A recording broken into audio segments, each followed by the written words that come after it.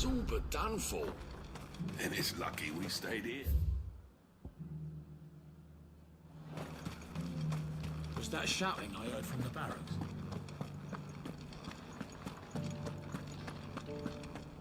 Do you think he was the only one?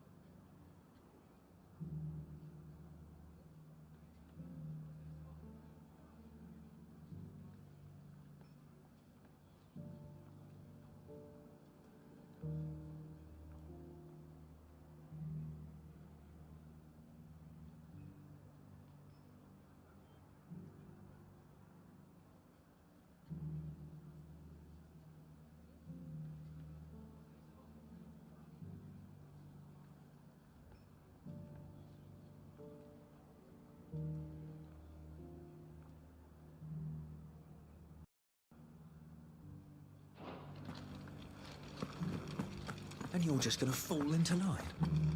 What else can I do? I don't trust this Duke. If we're not careful, he'll undo all the Dame's hard work. Oh, Clive. What am I to do? My wards and I may soon be without a home. What's happened? The High Cardinal has descended from his lofty throne and taken up residence here in Northreach. The High Cardinal? Leader of the Council of Elders, second only to his Radiance at the head of the Imperial government. Not that any of those things still exist. Now he goes by his noble title, the Duke of Oriflamme. And what does he want with Northreach? He wants to transform it into a military stronghold, a foundation upon which to build a new Sambrec. He's already secured the support of the various army remnants, with promises that they shall be afforded the respect they deserve in his empire. One built on the confiscated property of the people. He would rob the populace to pay for it. Believe me, I have used every means of persuasion to discourage him from this folly. But for whatever reason, he will not listen to me. What does Captain Philippe make of this? When the town was under attack, it was him the soldiers rallied around. Couldn't he use that influence again? How? By speaking out against one of the most powerful men in Sambrec.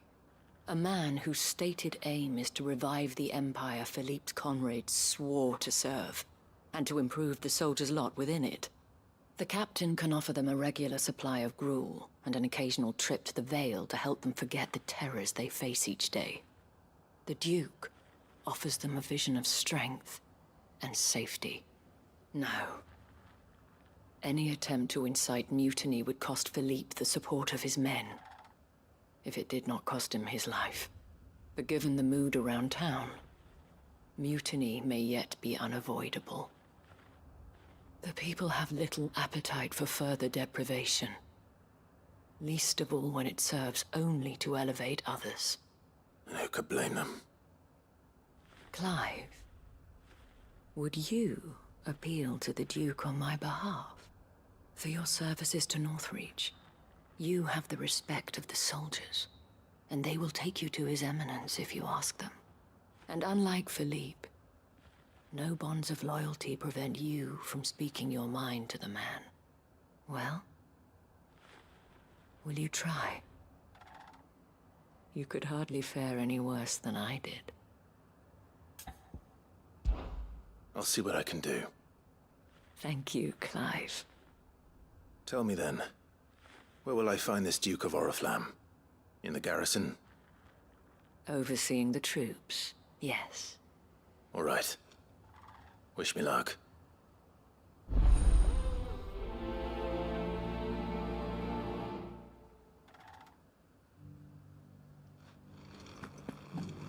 I may have met this Duke before, at the Remembrance Ceremony. Let's hope I didn't make a strong impression.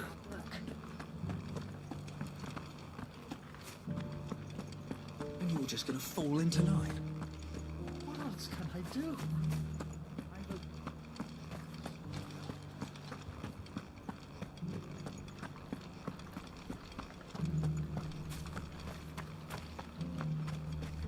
One at a time now.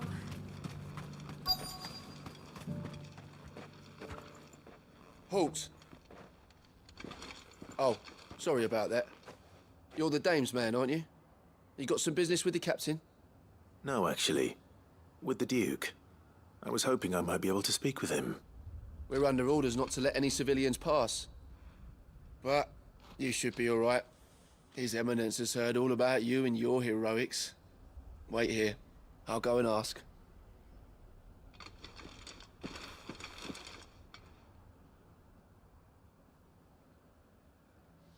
So, you are the sellsword who lent his aid to the garrison.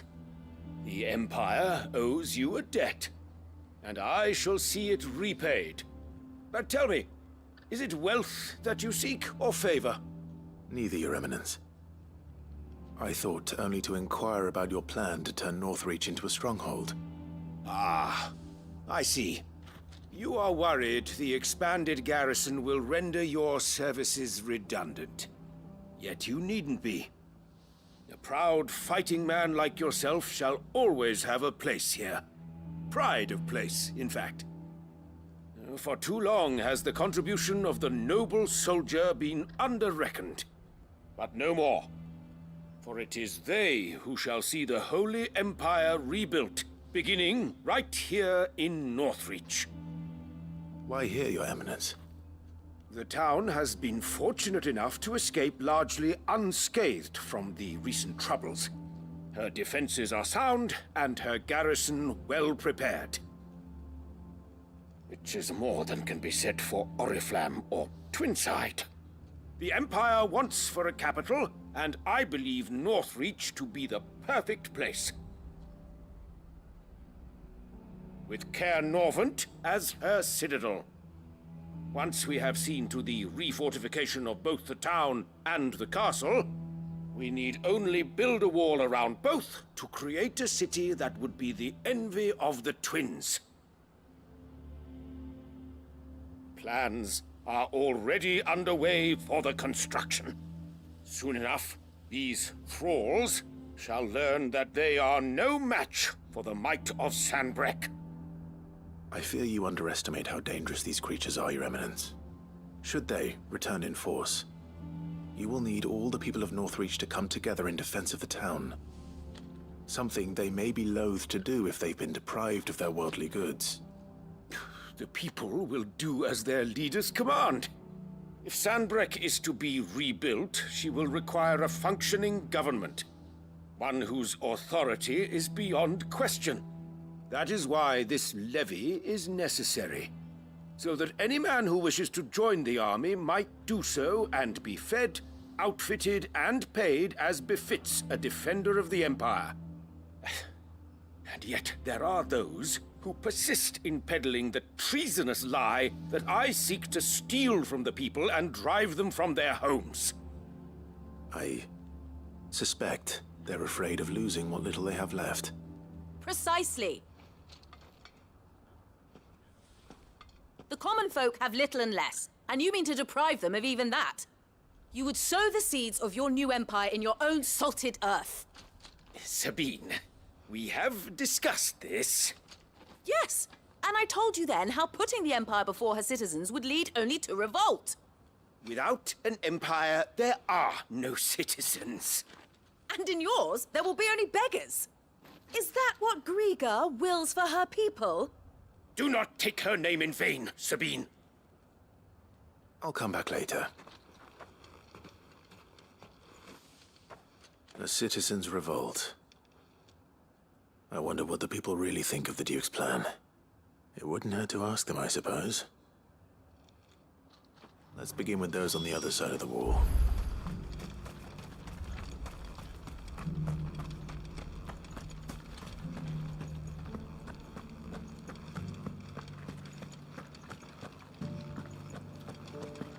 Do you think he was the only one who survived?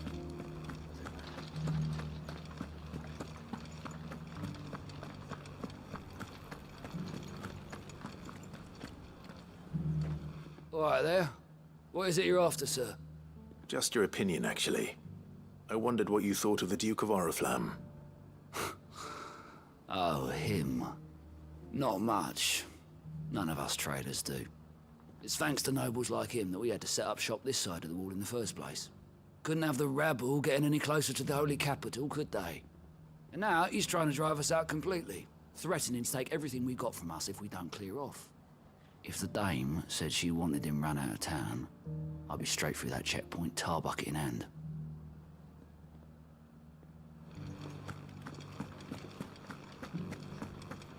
Half of what comes in is barely fit for pressing, let alone eating. The garrison salvaged what they could from all that. That grain won't last us through the winter, will it? A question, if you don't mind. What do you think of the Duke of Oriflamme? Don't get me started. You build a life for yourself somewhere, earning for some noble to turn up and tell you you've got to hand it all over to him. If he thinks his name and his chains give him the right to empty our purses, he's in for a rude awakening. We'll do whatever it takes to keep what's ours. Whatever it takes.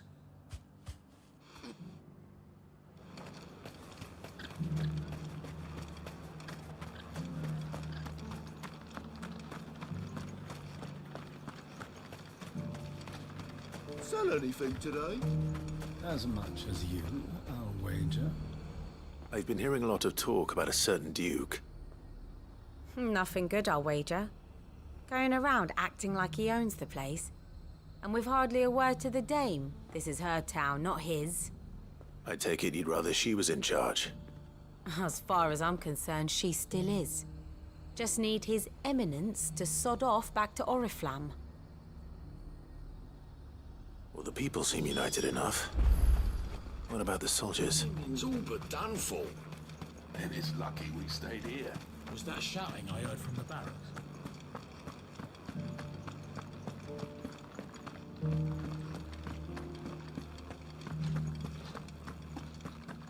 And you're just gonna fall into line? What else can I do?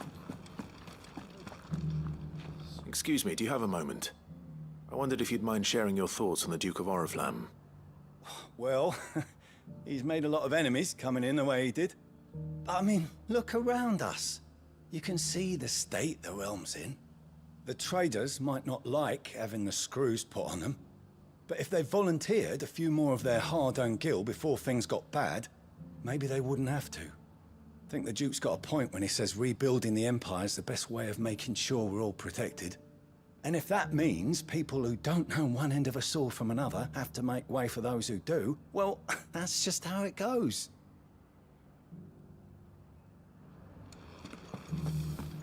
It's not only control of the garrison he wants. It's not...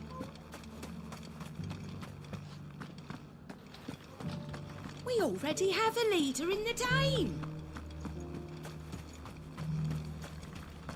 One at a time now. There's enough for everyone. You. You're the one who's talking to His Eminence. On the Dame's behalf, yes.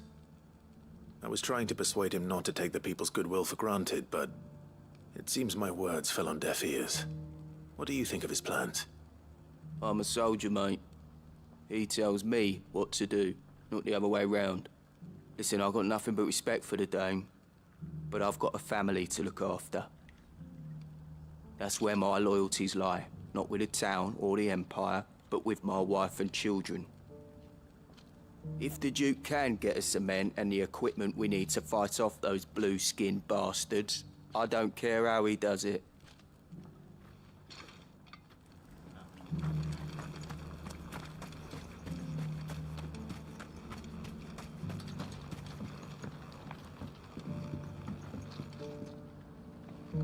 I hear the Duke of Oriflamme plans to turn this town into some sort of fortress.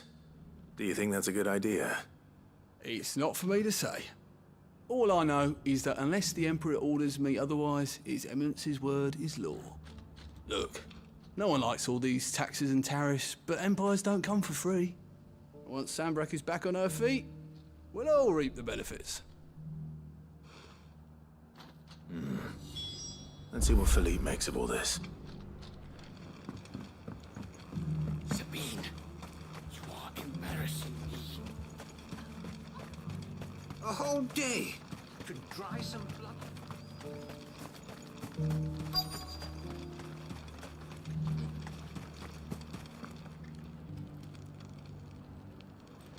Welcome back. Wraiths give you any trouble? None worth mentioning. They're staying put for now. Captain, do you have a moment? For you? Certainly. Clive, wasn't it?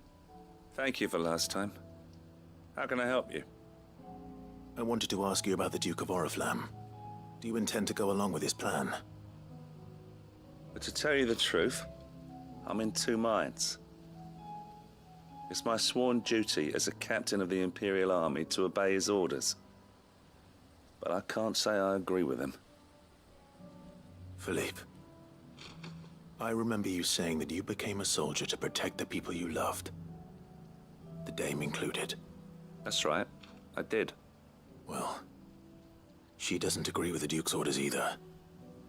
She thinks they could tear Northreach apart.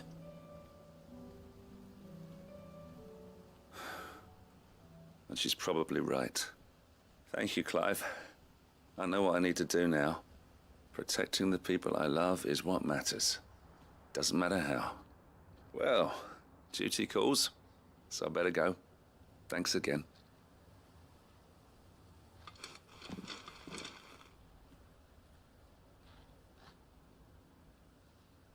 It seems Philippe wants to do the right thing at least. I expect Isabel will be pleased to hear that, if nothing else.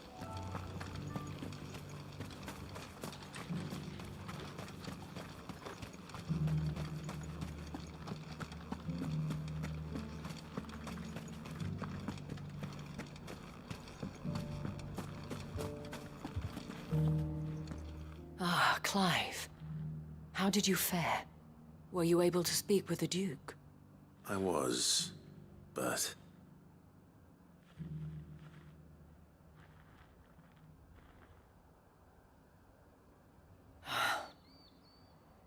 So Northreach is to be a fortress after all. Well, it will certainly help to hold back the thralls. There's no denying that. Though I doubt it will come as much consolation to the townspeople whose worldly goods are confiscated to pay for it. They deserve to be heard, Clive. To have a say in this new empire the Duke means to build. Sadly, His Eminence values their obedience more than their opinions, and hopes to reassert the authority of the state. I fear he sees the people as mere pawns on his chessboard to be sacrificed for the greater good. Needless to say, they themselves are of a different opinion, and would rather their destinies were in your hands. The soldiers, meanwhile, are content to follow their orders. And not just because of the Duke's rank, but because of his vision. I thought as much. Had I sworn to protect Sanbreque, I dare say I too would want nothing more than to see it rise from the ashes. Thank you for trying. But the battle is lost. I don't know about that. What happened to your uniform? I handed it in, along with my resignation. Told the lads I wished them well, but that I owe it to those I love to call it a day. But why? Because I realize what really matters to me. Not following some nobleman's orders for the sake of it, but protecting what I care about. Protecting Northreach. I honestly don't know when those monsters will return, but I'm certain they're not finished with us yet. And when they do come back, we need to be ready for them. We need to stand together, all of us. And with you to lead us, milady, I reckon we can do it. It was you who finally convinced me, Clive. There's no point following orders if they go against everything you believe. Indeed. All of us. Standing together. That has always been Northreach's best hope, and one which still lies within our grasp. We have only to turn our attentions to the true enemy. Thank you, Philippe, for showing me what I must do. Anything for you, milady. Speaking of standing together, would you mind if I borrowed a few of the lads from the Vale to help keep watch around the town? I fear His Eminence has loftier tasks in mind for the guard. Not at all. Be my guest. Wouldn't be the first time.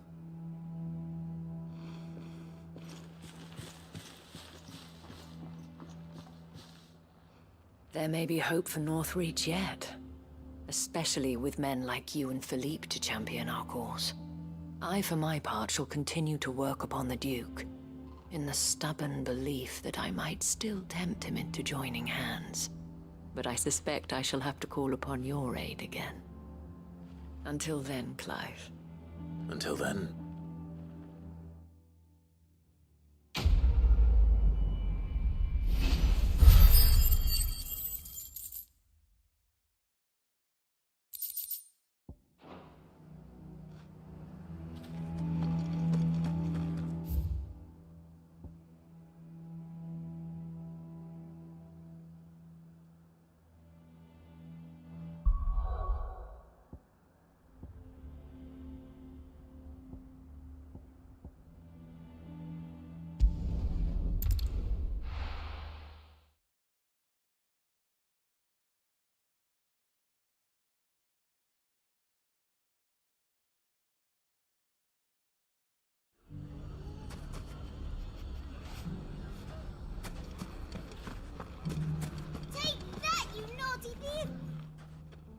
Clive! To what do I owe the pleasure? I just wanted to see how the town's been faring since you brought everyone together. Since we brought everyone together, all is absolutely wonderful. Conrad and Natalie's hands remain safely away from each other's throats, and firmly at the helm. Our stores are full, and the bandits still too disorganized to raid them.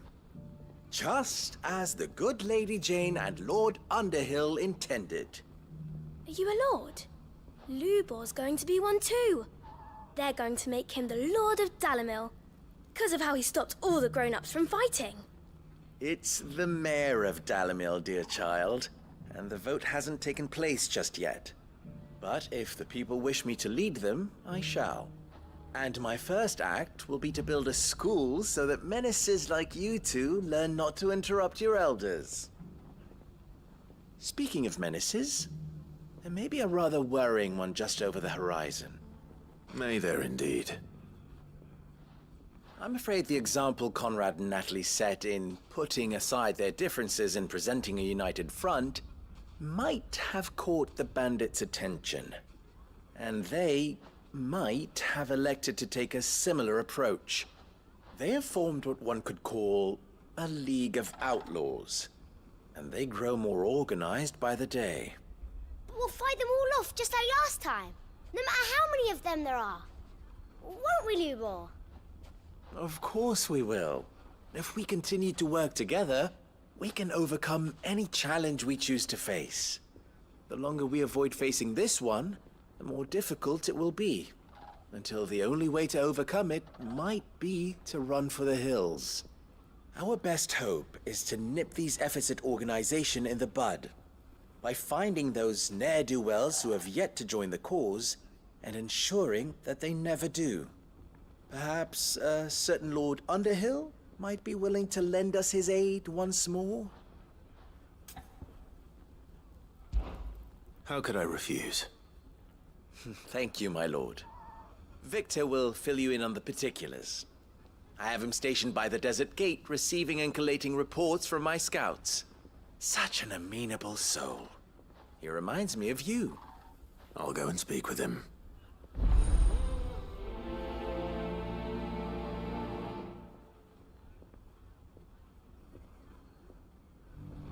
What's the difference between a lord and a knight? Everyone round town saying Master Lubor's going to be the new... A League of Outlaws. Sounds like we have some competition.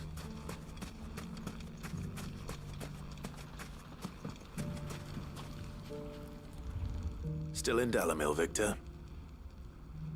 Ah, Sid. I thought you'd have returned to Cosnis by now. I did. Then I came back. I've developed something of a fondness for the place. And having worked so hard to see it saved from one fate, it would seem remiss to abandon it to another. A sentiment Master Lubor certainly isn't shy about exploiting. Hence my doing his bidding yet again.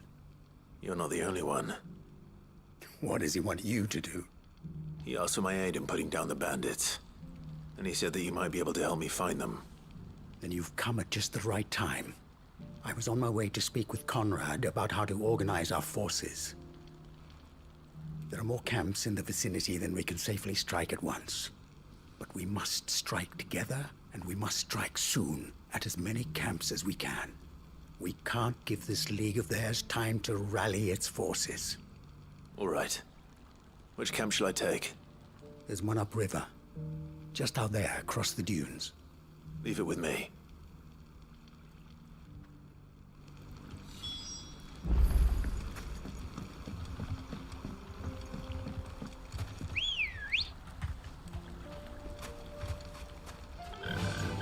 Fly, Ambrosia.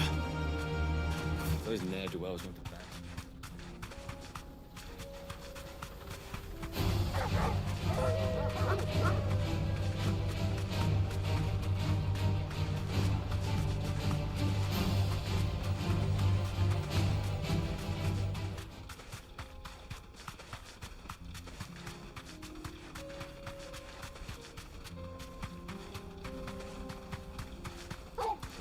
That must be the camp Victor mentioned. Come on then, Toggle. That's him! The one who killed Locke and Fingers! Take his head off! Garuda!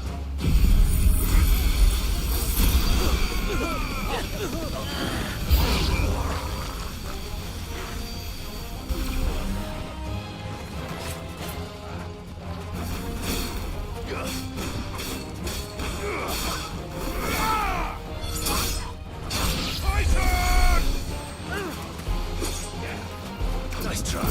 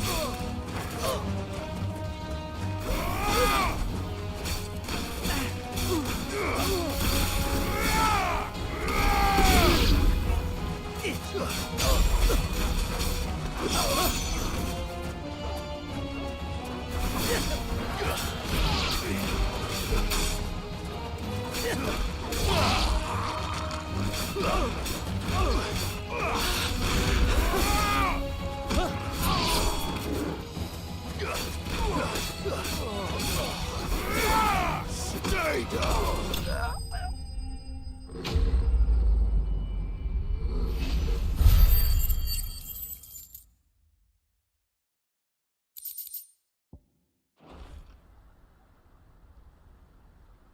I'd better let Victor know.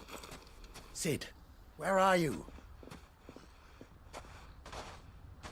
Ah, I see the bandits didn't pose you any trouble.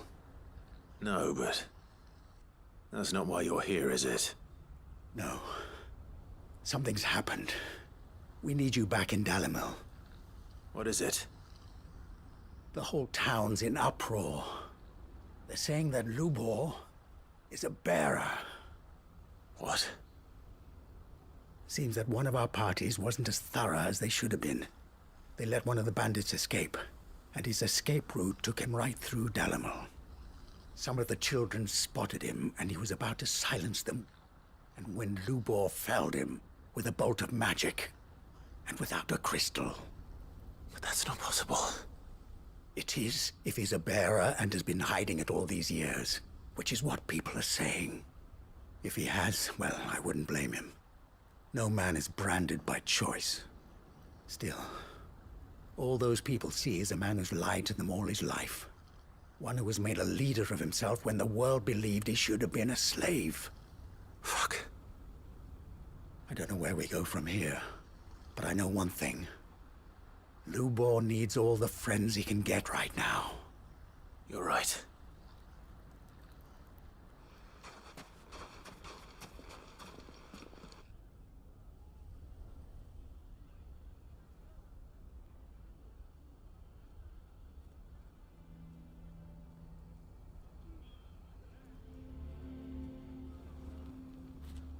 And now everyone knows.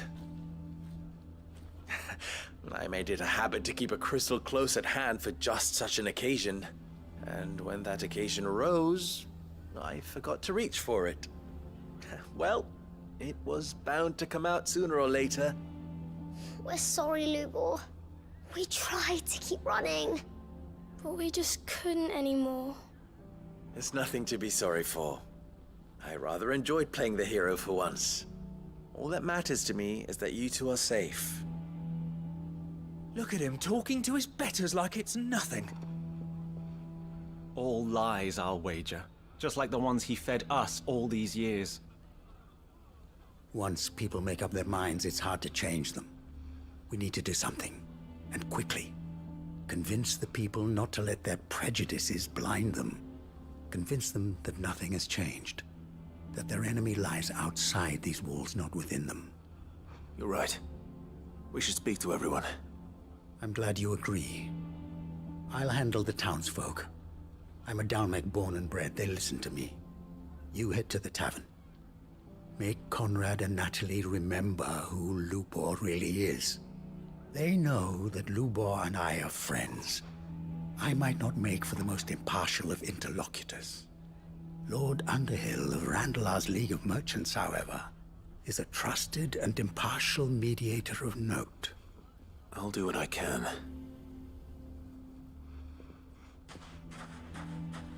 Lubor, stay here with the children.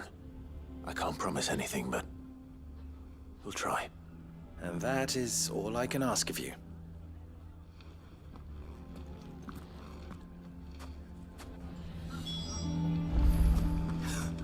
Why are you taking the bearer's side?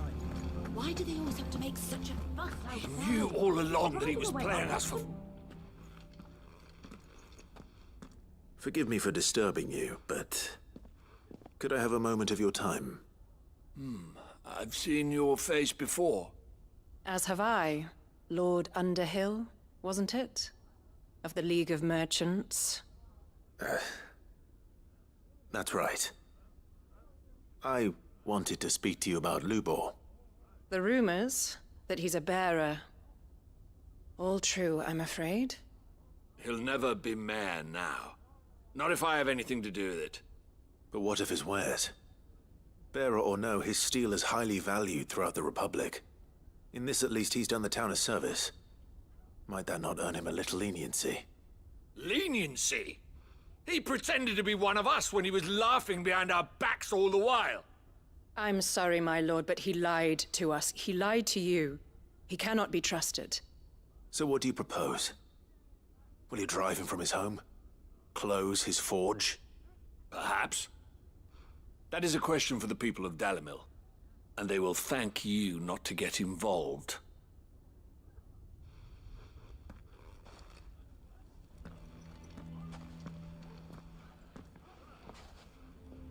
The townsfolk have made their minds up.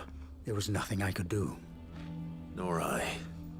Conrad and Natalie refused to consider anything but their own wounded pride. You never know. Once their anger is cooled, they might see things differently. For now, we should report back to Lubor. All right.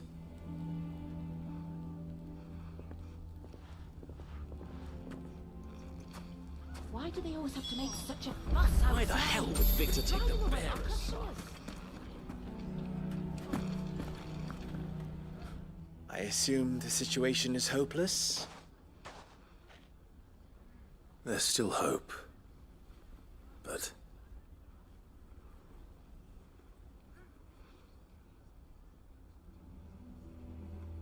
But perhaps not in this lifetime, I think it's fair to say. You mustn't think like that, Lubor. Give them time. They'll come around. We'll talk some sense into them in the end, you'll see. No, you won't. And your efforts would be better spent elsewhere.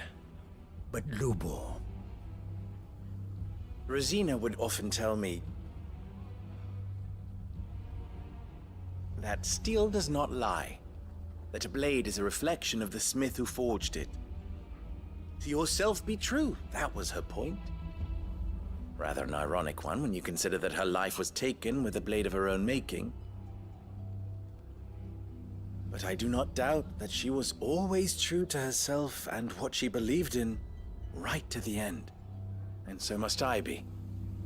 I must do what I know to be right, no matter what others might think of me. And now, I know what that is. I must embrace my new role of villain so that the people of Dalimil have something to unite against. For only united can they hope to stand against the threat that awaits them. I'll need to make a suitably dramatic exit, of course. Don't go, Lubor. You're the only one who was ever kind to us. We'll be all alone. Again. Trust me, little ones. It is for the best that I go. Not only for the town, but for you, too. How could it possibly be for the best? These children need you. The least you can do is give the townspeople a chance to change their minds. They would not take it, Victor. It's over. Over, you say? And so just like that, you're going to throw this town and these children to the wolves? I thought you were better than this. But it seems you had me fooled as well. Victor. Forget it. Do what you will. You sure you're making the right choice, Lubor? Of those available to me, I believe it's the best one. Yes. Ah, but where are my manners? Here. Your reward for clearing out that bandit camp. Right then. I have packing to do. If there's anything I can do. Anything. I'll bear it in mind. Thank you.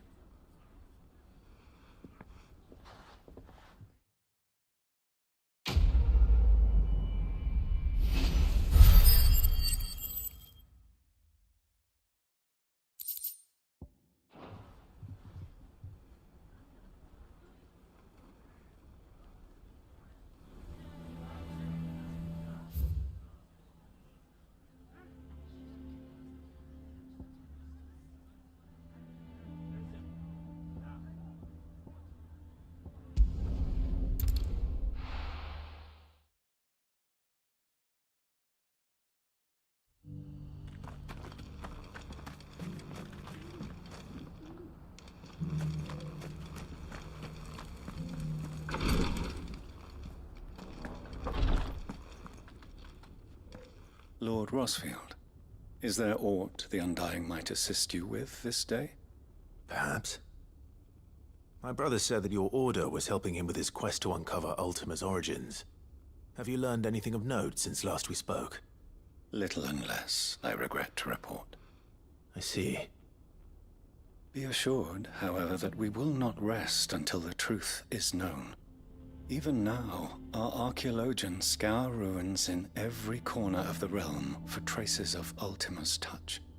Fallen ruins, I take it. Dating back as far as Phoenix Gate. Indeed. Ultima's thralls are oft sighted among the remnants of the fallen civilization, as if protecting the secrets concealed within. Secrets we'd see unearthed.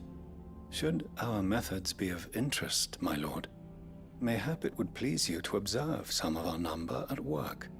Would that be possible? Of course. A survey is being conducted not far from here. Perchance you are familiar with Kretov, a small hamlet built around a fallen airship. I was due to visit my colleagues there to collect their preliminary findings, but if you would consent to do so in my stead, I'm sure that they would be honored to relate any discoveries they have made to you directly. All right. I'll go and meet with them. They will be most gratified, I am sure. Might I suggest you take the road through Titan's Wake? It will lead you straight to the village after but a short walk. Thank you. I will. I wish you a safe journey, my lord. May the Firebird's flames burn ever in your heart.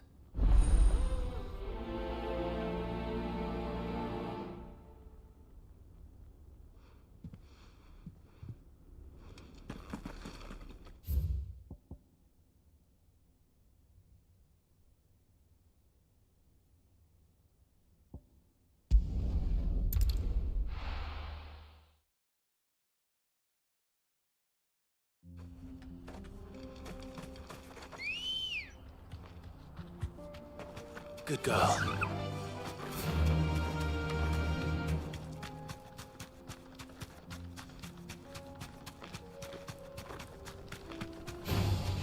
Time to fight.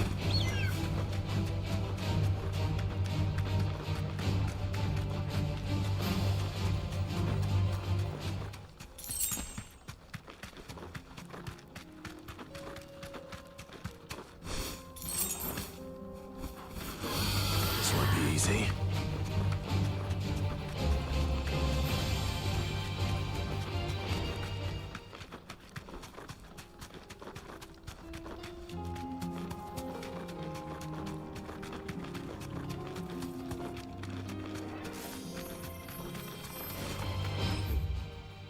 This might take a while.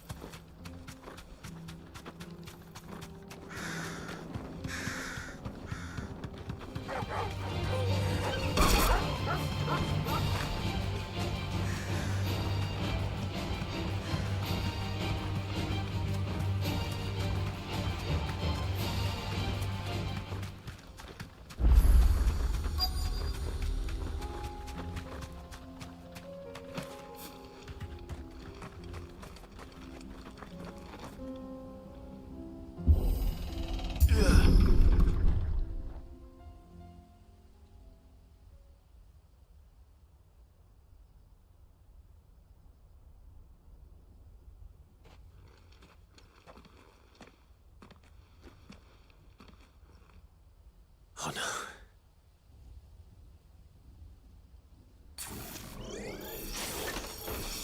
You'll pay for this. There may still be survivors. It's over.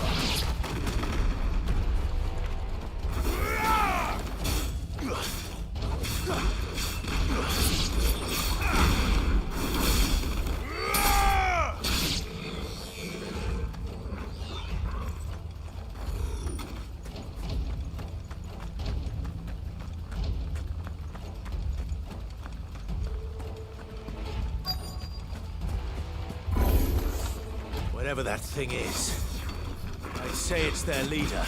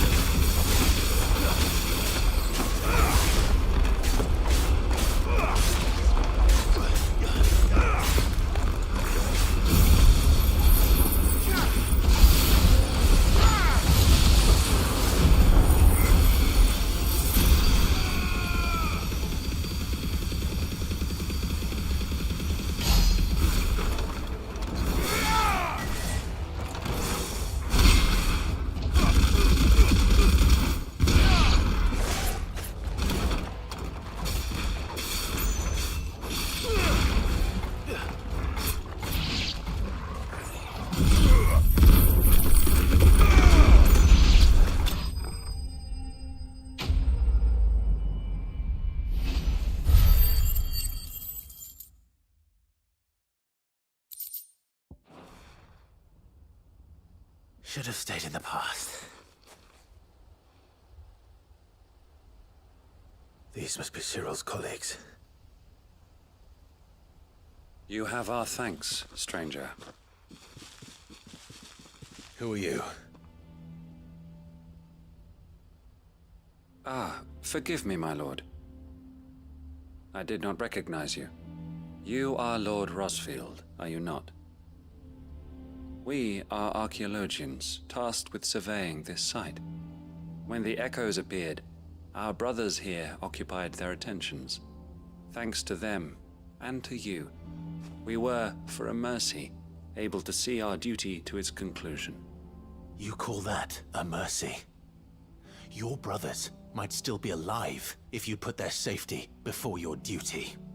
Surely this survey wasn't worth dying for. We are charged with uncovering Ultima's origins.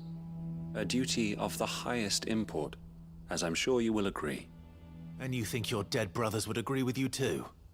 I know they would. They gave their lives for the cause, an honor to which all Undying aspire. Now, to what do we owe the honor of your presence, Lord Marquis? Cyril told me of your work here, and I agreed to collect your findings in his stead. I see. That is most kind. Pray, take them then, with our humble thanks. May the Firebird's flame burn ever in your heart, as it does in ours.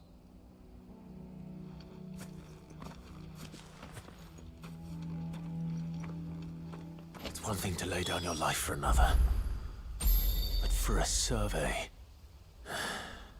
I suppose I'd better get this back to Cyril.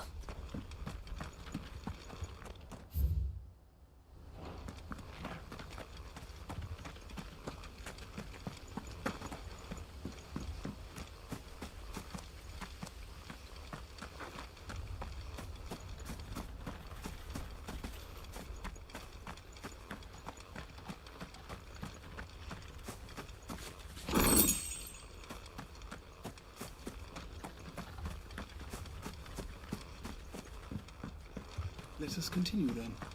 There is a second half. I shall prepare the parchment.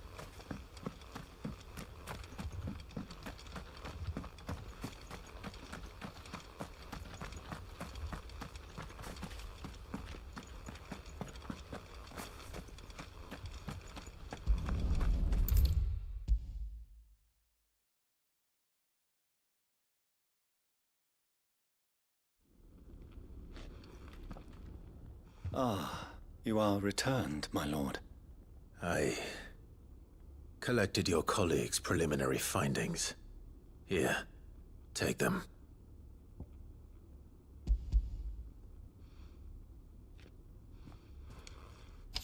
My thanks.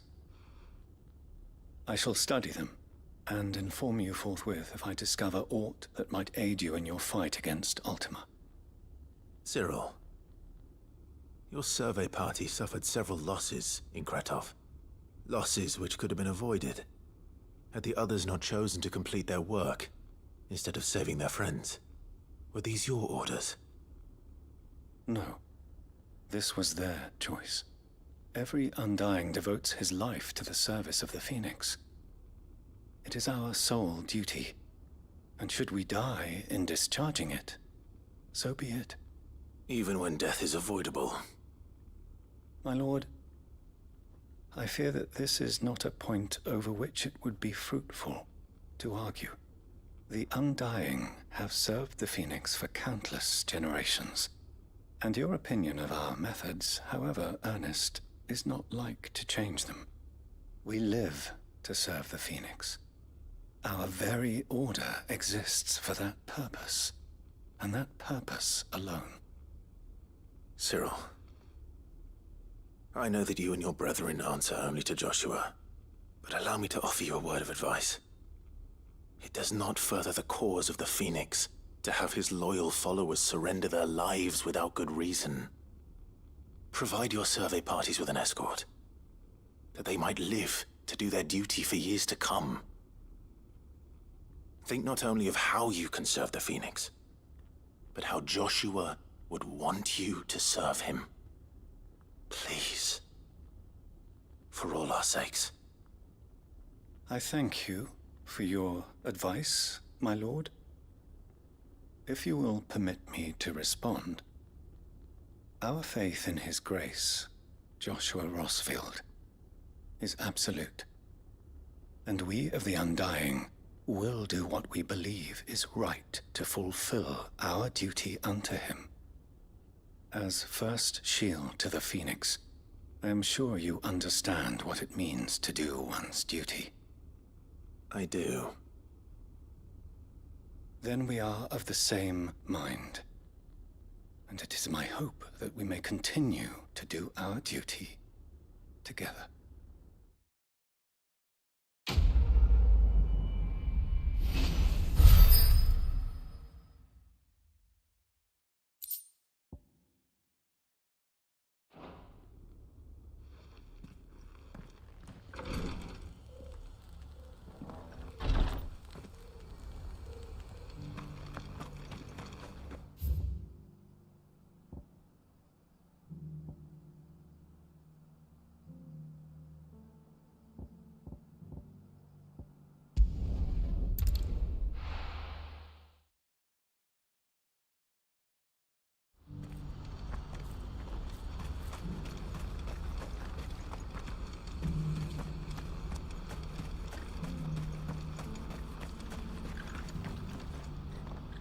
Ah, Clive. You'll be pleased to know that the negotiations are progressing well. That is good news. Yes. Our comrade in Randala has just sent word that the contract should be signed very soon. But I still have much and more to prepare. It's a huge undertaking moving this many bearers at once. You couldn't do me a quick favor, could you? What is it this time? More wild beasts? Nothing like that. I just need you to go over to the caravans and ask El how long we have until the bearers arrive. Find out exactly how much faster I need to get all these supplies moved. All right. I'll go and ask. Thanks, Clive. I owe you one.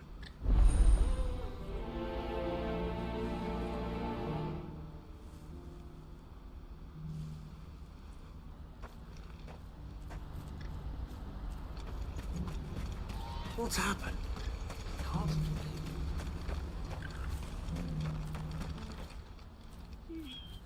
Don't blame yourself, El. This is their fault, not yours. I know, but... No buts about it, all right?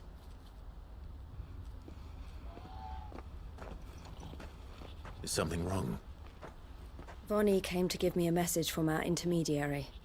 The talks with the Republican army have fallen through. They've reached an agreement with the Silver Peak Consortium instead.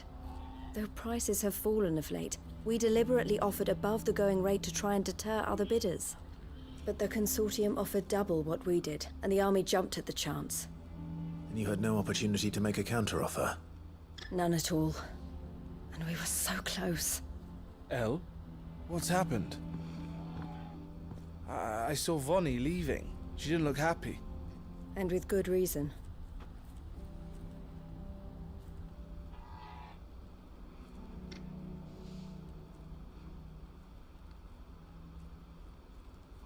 But I thought we were the only ones the Fist was speaking to about the bearers. How did the Consortium even find out about this? It's not so surprising. They have ears all over the Republic. This isn't over. The Consortium will have to sell these bearers eventually, and at the price they paid, buyers will be few and far between. I'm going to Randalar myself. Alone? You sure that's wise? Are you offering to be my bodyguard? How kind. Meet me at the checkpoint near the capital gates. I'll send an owl ahead and request a meeting. You go to Cashlock, Theo, and get everything ready. We've waited far too long as it is. Even if I fail to free these bearers, there will be others. Someone needs to prepare the place and keep any prowling beasts at bay. Oh, and that's me, is it? Well, it looks like I'm following orders till she gets back from meeting the Silver Peak Consortium, who've been doing their best to undermine our scheme. She'll never join them after this, surely. No, she said it herself. She still has plans for Cashlock, even if this one falls through.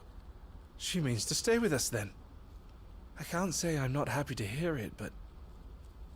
is this what she really wants? You have to trust her. You're right.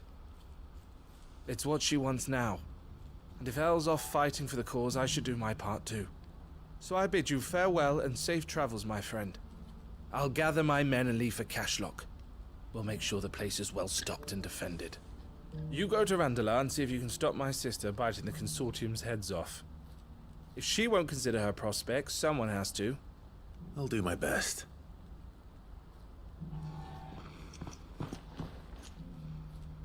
All right. To Randalar, then. To not keep Eloise waiting.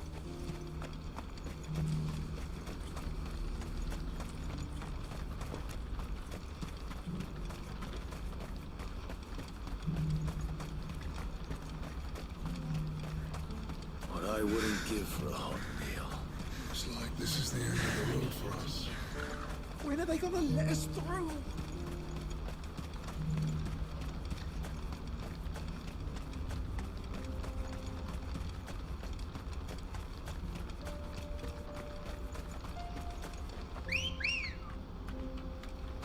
Come on.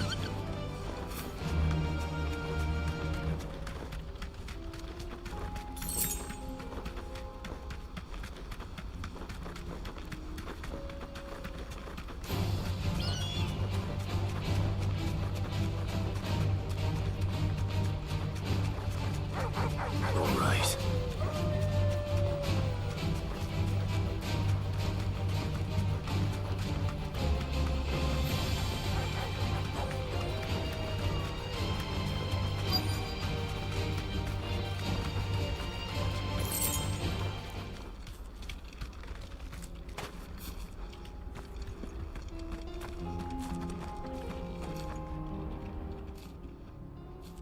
I hope I didn't keep you waiting. Did you arrange to speak with the Consortium? Here they are now. You wish to consult with me? I did. It's about the bearers you recently purchased from the Fist. We had all but finished making arrangements to buy them ourselves, and then you stepped into the fray. You misunderstand. The Consortium had an interest in purchasing them from the very first. It was only our regard for you that kept us from bidding. But your hesitancy in accepting our offer to you suggested that the regard was not mutual. And so we resumed our business. I did not hesitate. I am simply not inclined to make such decisions without first giving them due consideration. But what is done is done. Come then. How much do you want for them? Alas, you are too late yet again. We rarely take on such unconventional merchandise without a purchaser in mind. The bearers belong to him now. Who is your buyer? A trader from across the water. A most demanding fellow, if it's any consolation. He insisted the bearers be fed, dressed, even given their own bunks for the voyage over. That's what you get when you deal with continental types. I wouldn't know. Oh yes, the culture on the continent is quite different to ours. They pay good money for bearers not fit for the knacker's yard, and treat them like kings. But as long as they pay... That does sound unusual. No matter then. If they've already left our shores, there's little that can be done. Allow me to withdraw my interest. And with it, my interest in joining your organization. My associates will be sorry to hear that.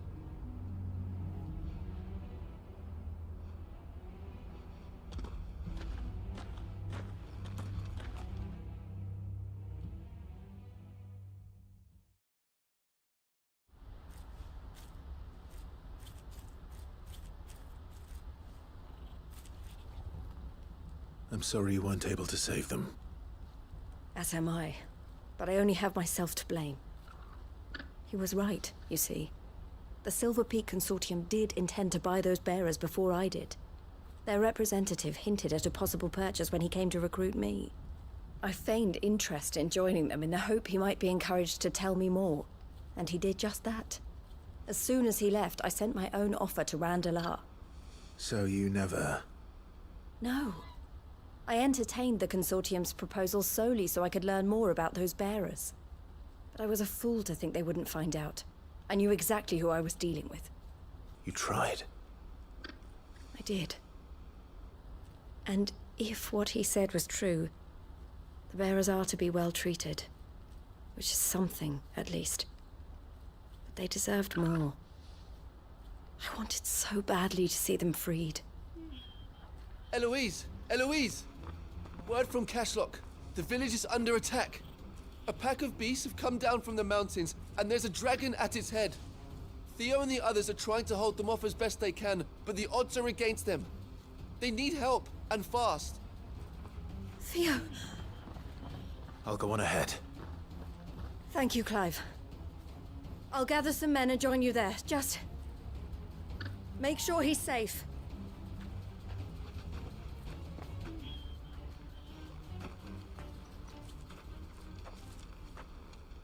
Hold on, Theo.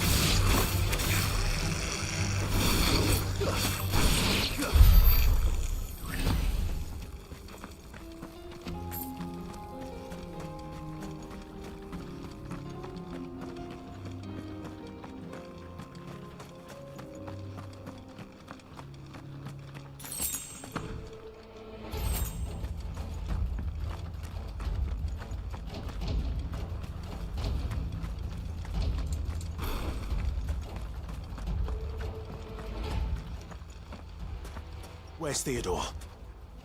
Upriver! He led the dragon that way to keep it from the village, but the whole area's flooded with ether. We just have to pray he makes it out in one piece. I can do better than that. Torgal, with me.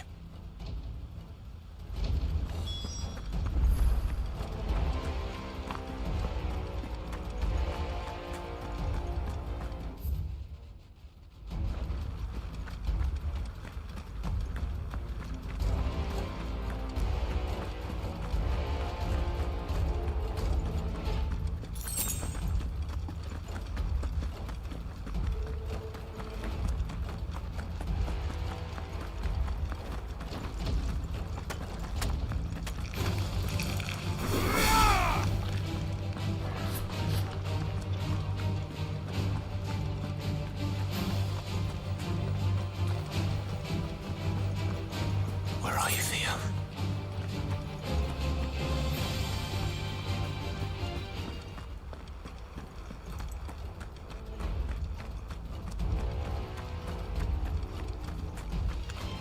Time to fight.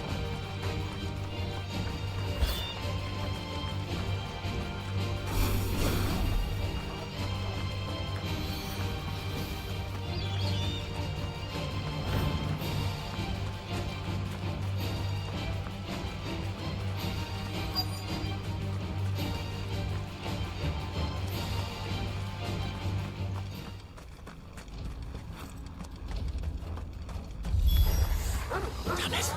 The ether's too thick. These creatures have already turned.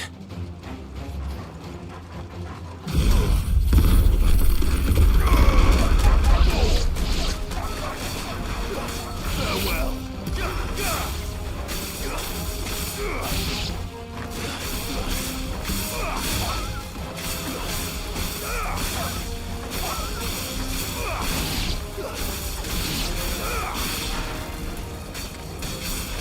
It's over.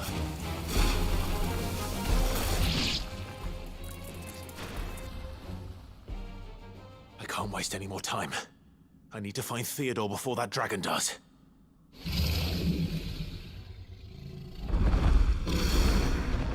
Looks like it's found me. This thing's turned as well.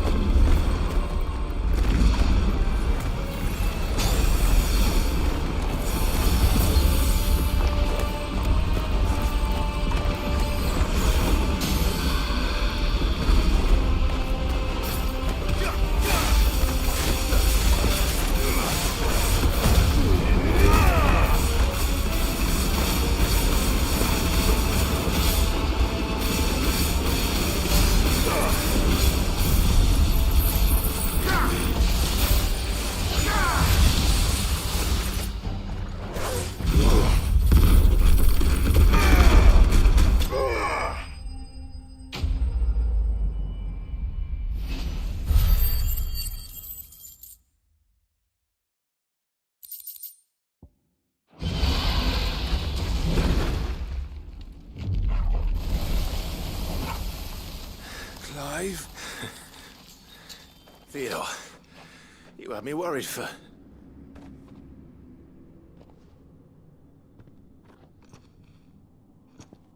We have to get you out of here.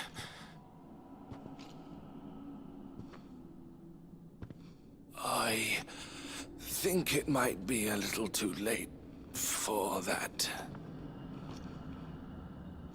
Bearer or no, there's only so much ether a man can take, and that Drake just wouldn't let me leave.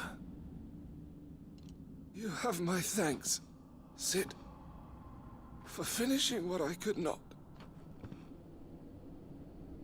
For keeping Elle's dream. Theodore!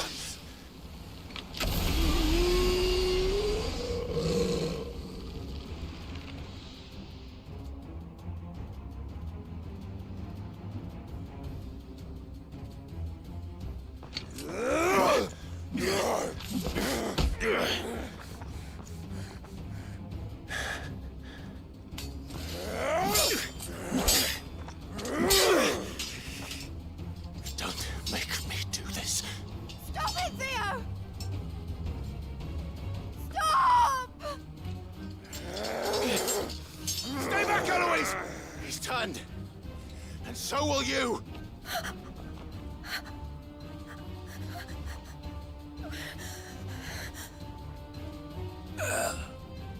Elle. Theodore.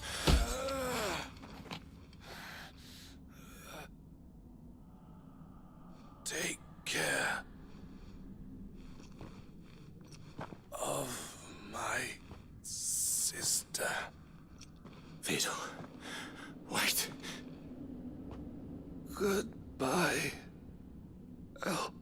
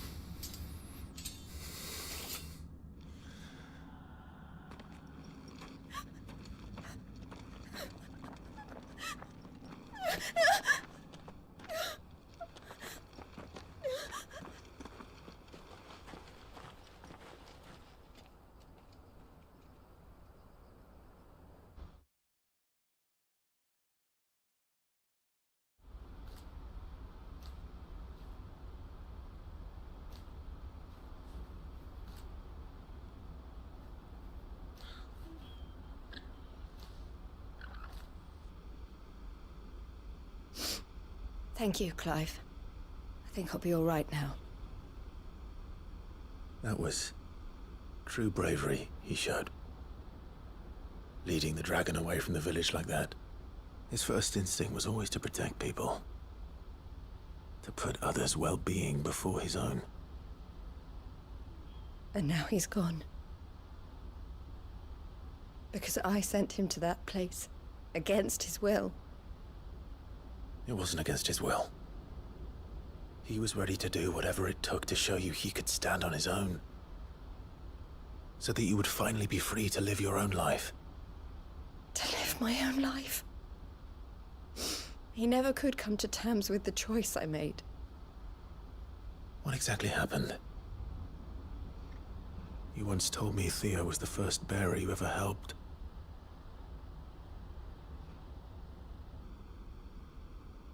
We grew up in Canva. We were born to one of the great trading houses. And I was chosen to inherit the family business. I had my father's head for figures, you see. Theo did not. While I studied the art of commerce, he played at soldiers instead. A late bloomer, in more ways than one. For unlike most bearers, it wasn't until his 15th summer that his powers awakened. My parents tried to drive him out of the house and into the care of the constables. But before they could, I took him into mine.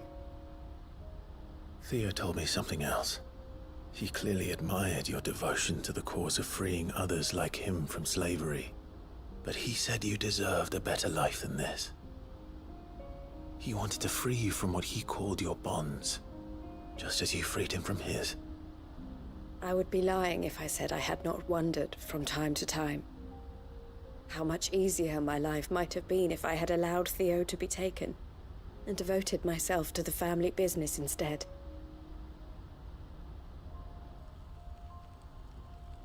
But I have never regretted the decision I made. Being with my brother meant more to me than tradition or reputation. I only had to look at him to remind myself of that night and the choice I made and the fact that I would make the same choice again in a heartbeat.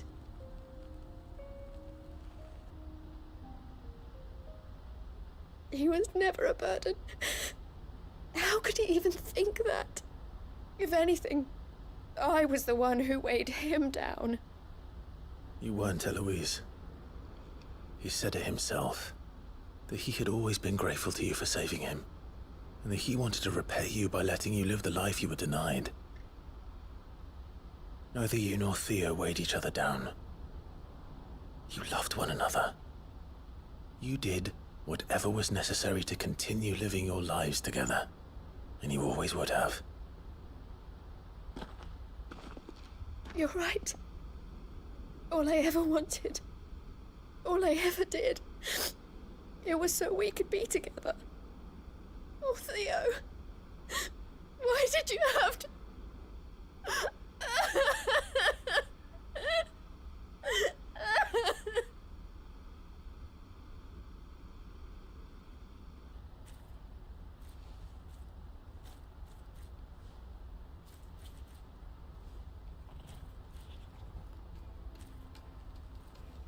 I know Theo wanted me to move on, but I'm staying here at the Crimson Caravans to continue our work.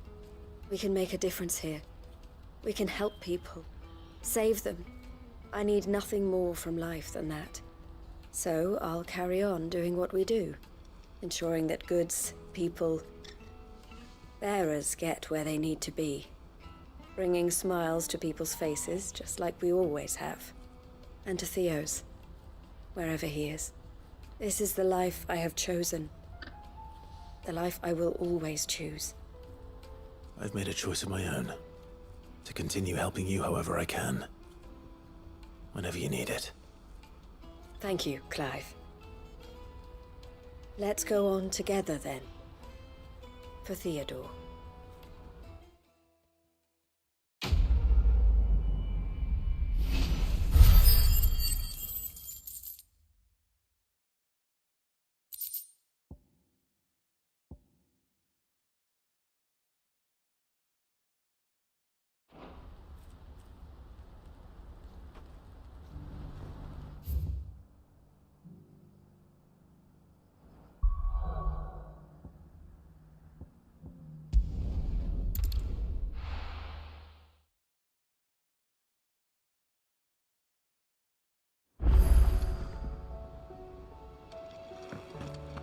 Karen says she'll provide what she can for our voyage to Ash, and has even agreed to forego payment until our return.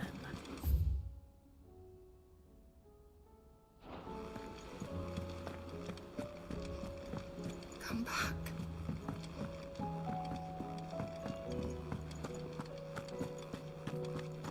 The stew's awfully thin these days.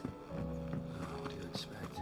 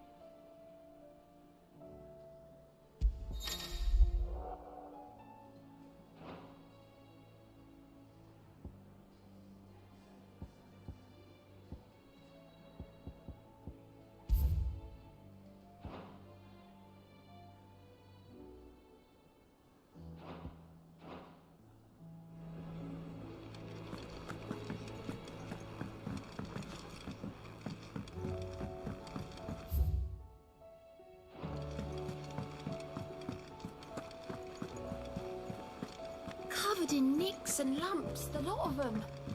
It's a wonder they can still walk.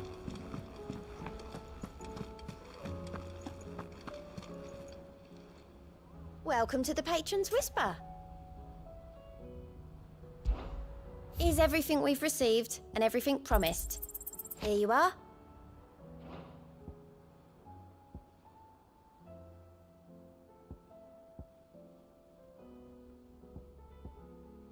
Best of luck out there, Sid.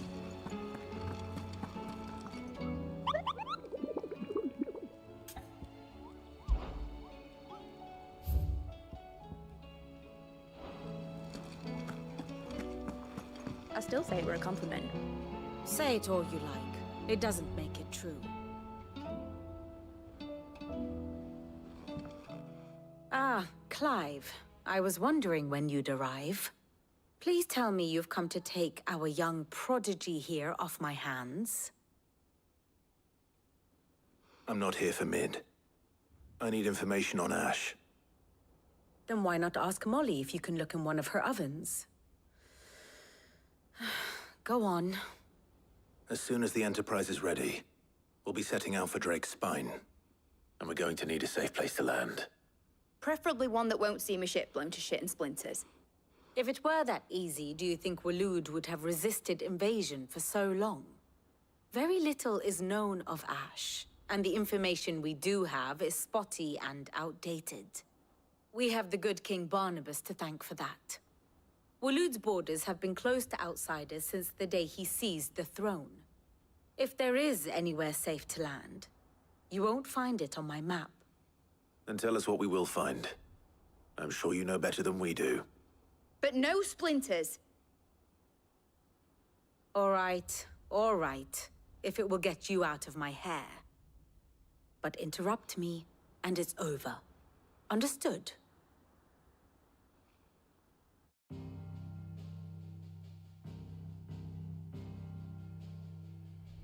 Barnabas Tharm, the one they call the Last King. Understand him, and you will understand the kingdom of Waloed. Barnabas was only a boy when he arrived from beyond the southern seas, and barely a man before he united the ragged tribes of Ash. And having unleashed them upon the formidable Veldamark, he set his throne upon the ancient kingdom's ruins. The victory sent shockwaves around Valisthea, tales of Odin's might spreading through every court, parlor, and drinking hole in the realm. Note that this was in the year 843, and that the king still sits upon his throne some 40 years later, quite untouched by time. Waloed's recent inaction left many wondering if Odin had lost his appetite for war. And yet here we are. The Einherjar was committed to the fray, a bold declaration of intent. Orcs swarm around Drake's Fang, and throngs of Akashic haunt Canvas streets. Though how precisely the havoc they wreak serves Waloed remains unclear. Regardless, if the order to attack truly came from King Barnabas, then one thing is certain. Waloed has achieved the impossible, and made bedfellows of beastmen and the ether-addled alike. All of which is a roundabout way of saying that you will be in unknown territory when you set foot on Ash. Much of the continent has already been lost to the Blight, and what few ports remain will be fiercely guarded. And that is to say naught of its natural defenses. Offshore currents will cast an ill-equipped ship out to sea one moment, and dash it against the rocks the next. But then the Enterprise is anything but ill-equipped, and Mid has made land there before. Now, if only there were someone with an intimate knowledge of the Shadow Coast, and where a daring gentleman might put ashore.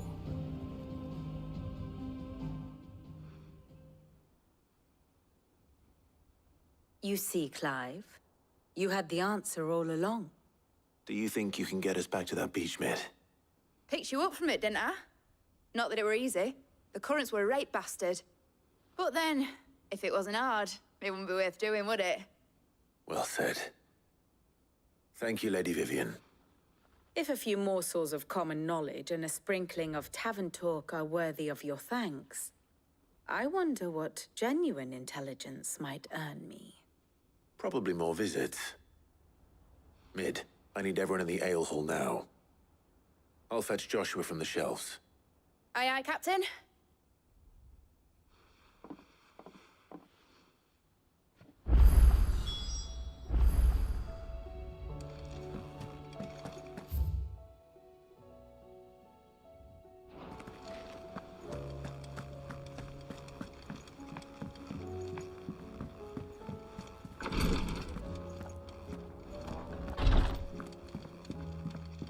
Please, your grace, stay. My Lord Marquis.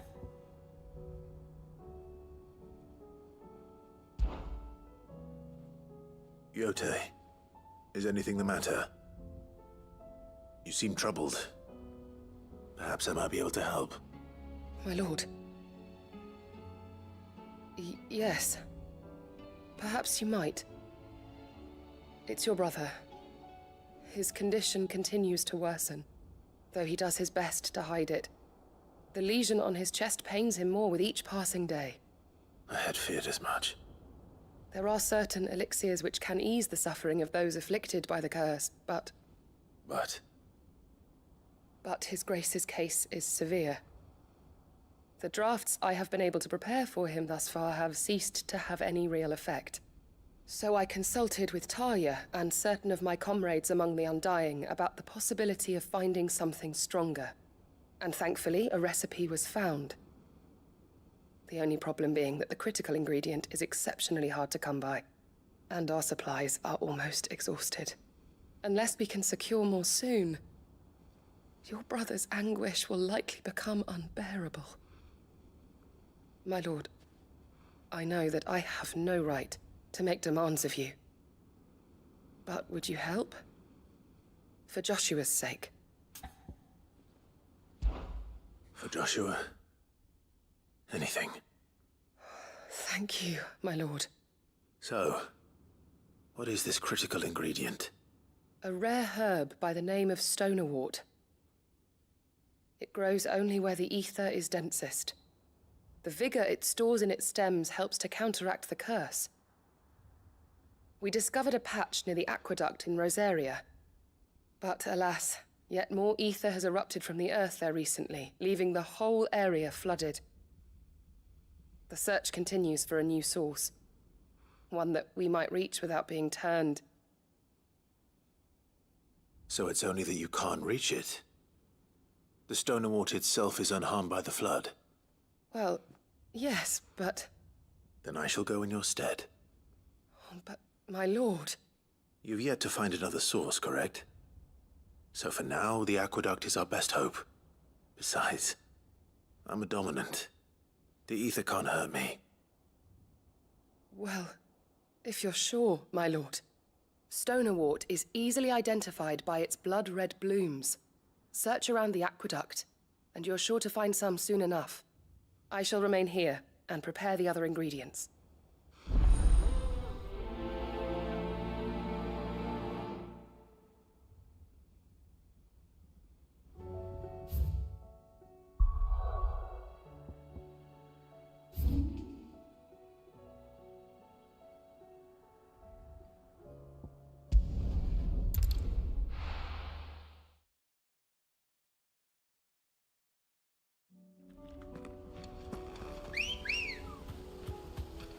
Good girl. Yeah!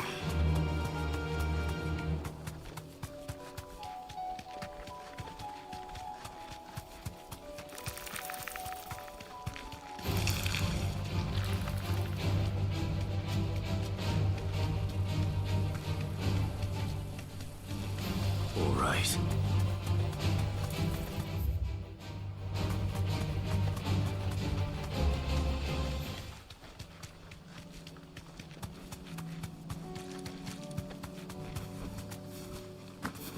Here's the aqueduct. Now to find our stonewort. Yote mentioned blood-red petals.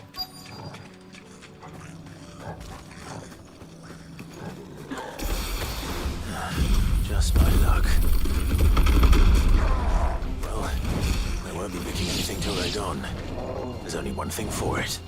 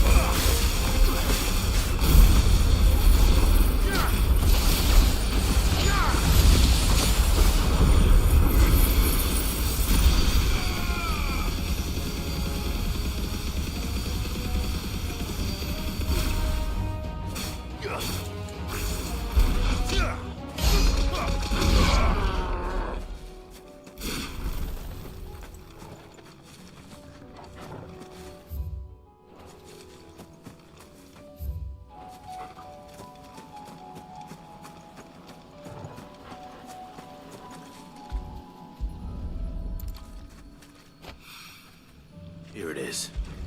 Better collect as much as I can before reinforcements arrive. All right. That should do it. Let's get these back to Yote.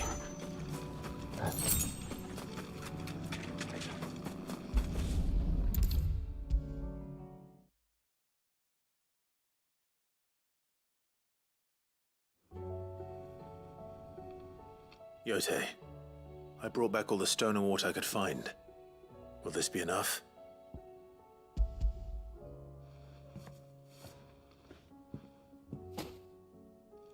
Yes, my lord. Thank you. I'm sure it will serve us until we can find another source. I'm very glad to hear it. You and His Grace are very much alike, you know. You think only of how you might help others, and never of the danger to yourselves. No more than you have minding my brother. You've risked a lot for him, and I thank you for it. I am honored that you should say so. But I beg you, my lord, do not give too much of yourself for the sake of others. We could not afford to lose you. I'll keep that in mind.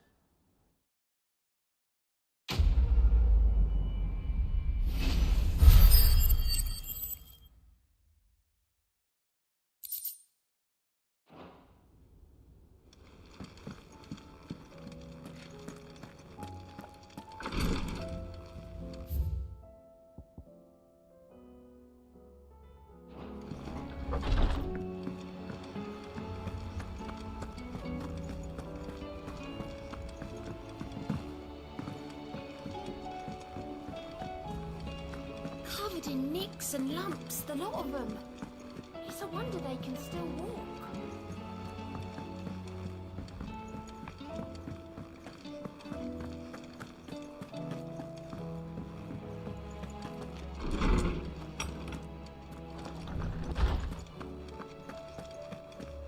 I have no reason to assume otherwise. Well, then that changes everything.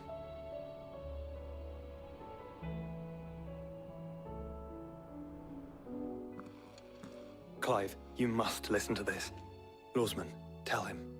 Do you recall when we spoke before on the divinity of Ultima? Well, it inspired me to delve deeper into the subject. And what I discovered appears to agree with the findings of His Grace. You will recall that my quest to uncover Ultima's origins began with the mural at Phoenix Gate. But while I've always known it to be important, its secrets have heretofore eluded me. Now, however, I believe I know where to find the more complete example, one that will reveal all we seek. Master Clive, have you ever in your travels chanced to hear of the Circle of Malleus? I would think not, if you have. But there was once a time when the faith flourished, the oldest known religion in the Twins, and though its popularity eventually waned on Storm, hints of its dogma remain embedded in more modern faiths such as the Crystalline Orthodox.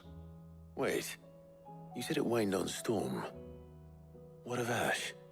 Religious monuments are often torn down or repurposed when new faiths rise to prominence. But if no new faith arose, then perhaps the ancient temples might still stand. And so, you see now why I must accompany you to Waloed. It would appear the past still has much to teach us, though in this case, it would not have been possible without the musings of Moss. To think that you carried a copy of my old mentor's chronicles all along. I am relieved to discover it in good hands. I shall guard it with my life. Joshua, if you're finished here, join me in the ale hall. I need to speak to everyone before we leave. Right away.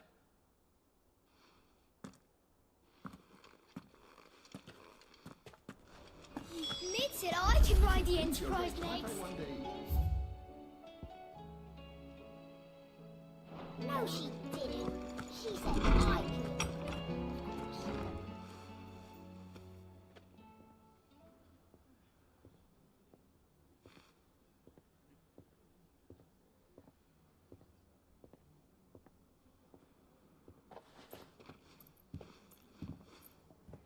My apologies.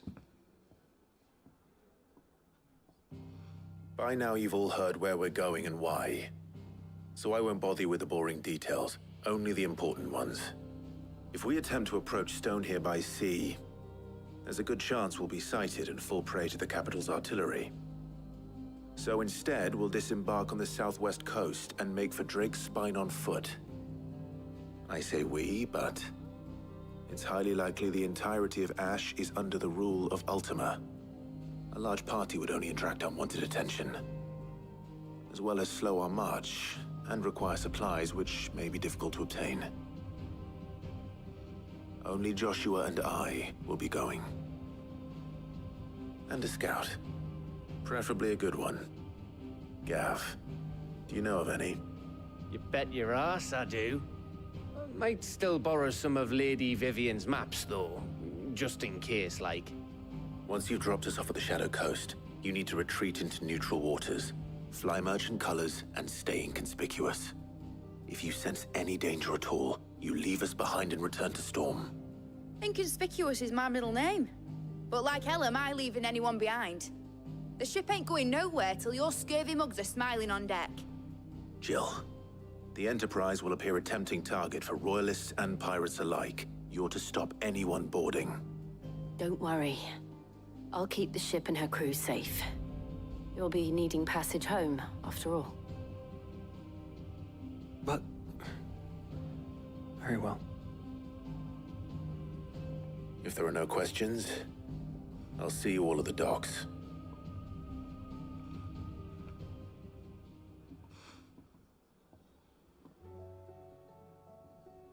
Let me know when you're leaving. I want a word before you go. Of course.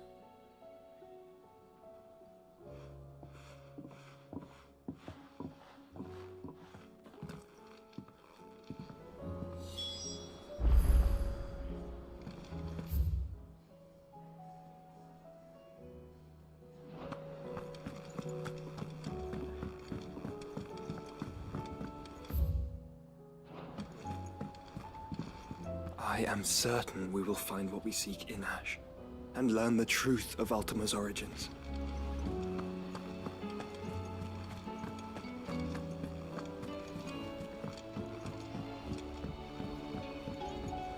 How do you split the sea, you reckon? I reckon we're better off not knowing. Is something wrong? Not at all. Honestly. Can't a man wish his friend farewell?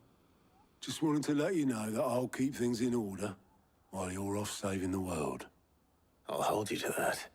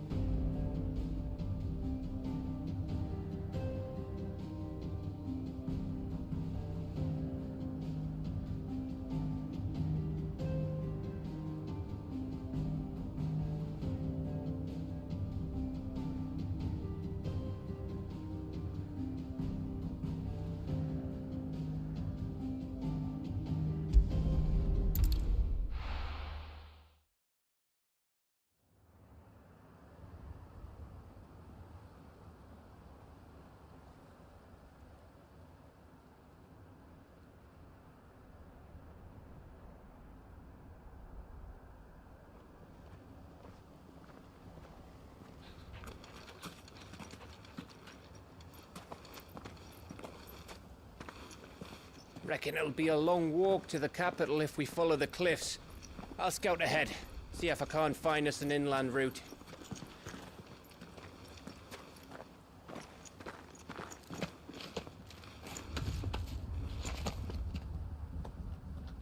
Clive.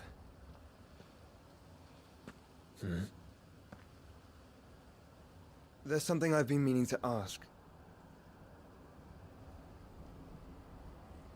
You took her icon, didn't you? Yes, I did. She understood.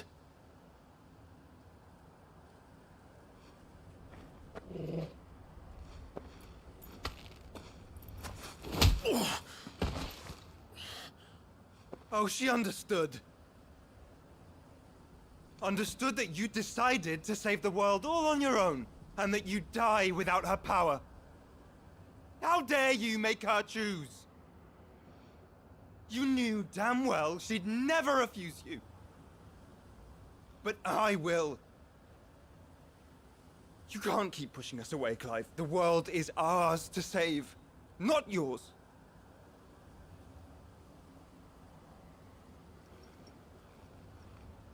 I used my gift because I thought it was the right thing to do.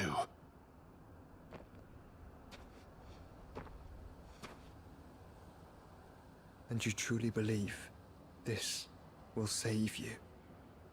Will save us all? I do.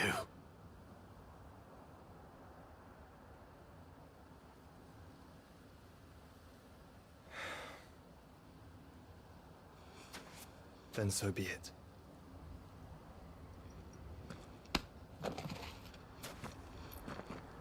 Just don't forget, you're not alone.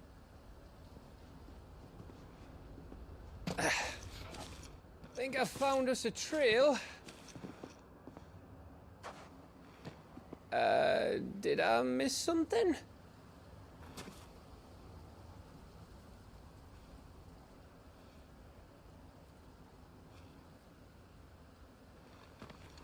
Only that Joshua didn't. I don't get it.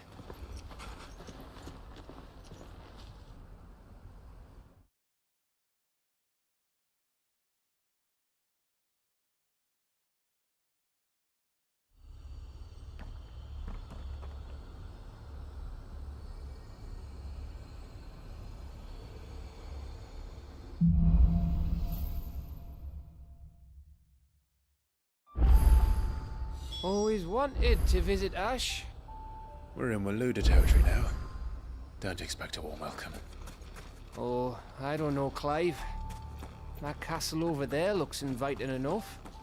Shall we sample its inhabitants' hospitality?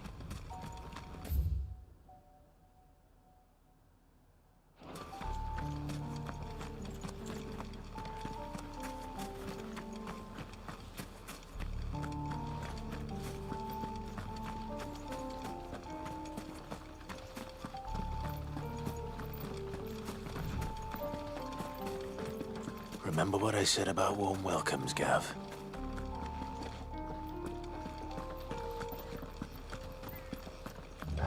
Oh, this place is as dead as Grieger's ghost.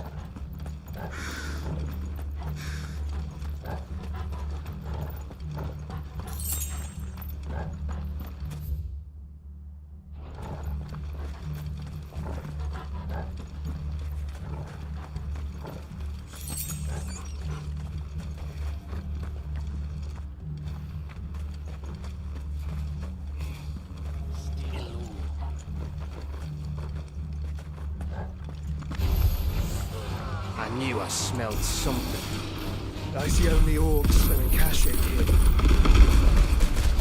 Let's hope the villagers made it out in time.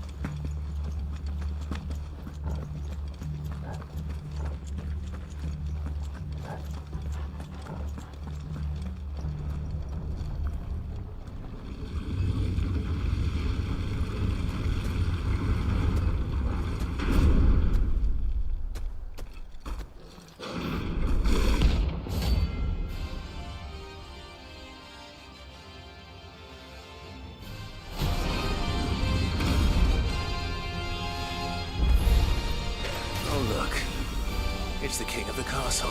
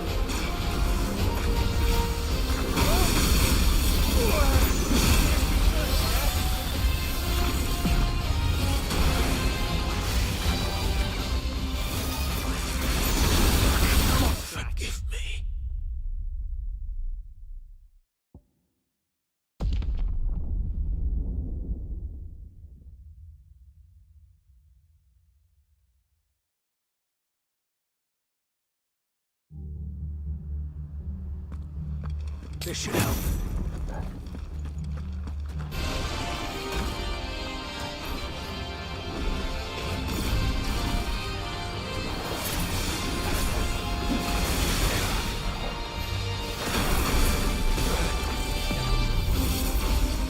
Nice try.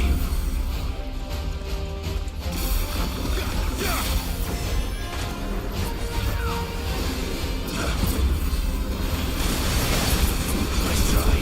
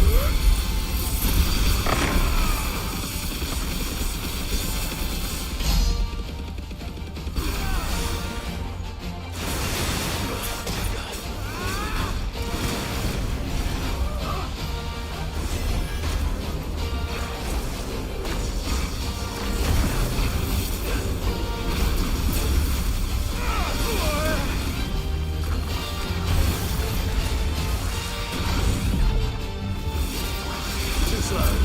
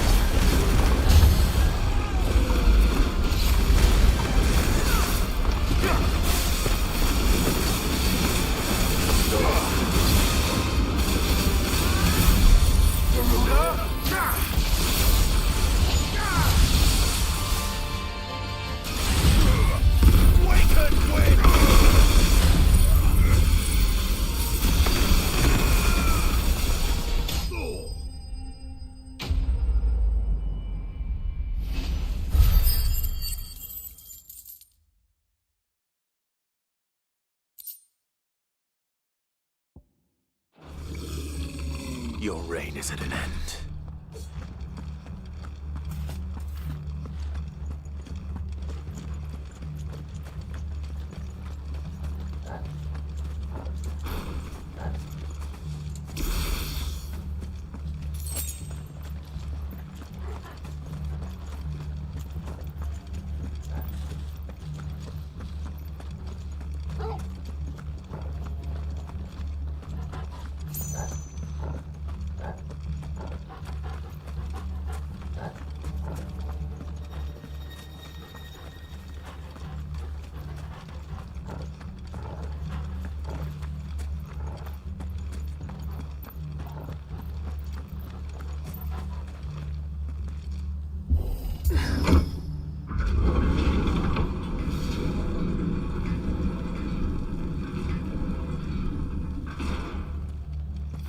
It's Camber all over again. Where the hell are the royalists? Seems you were right about that welcome after all, Clive.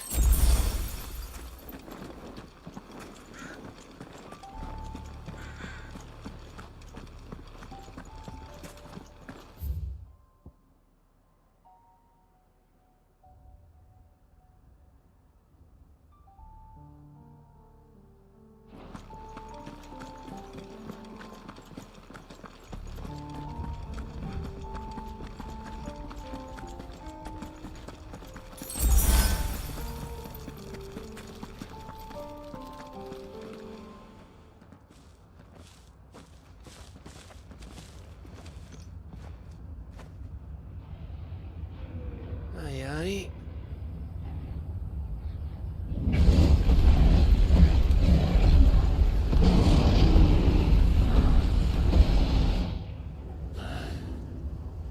Has the whole of Ash fallen into Ultima's hands?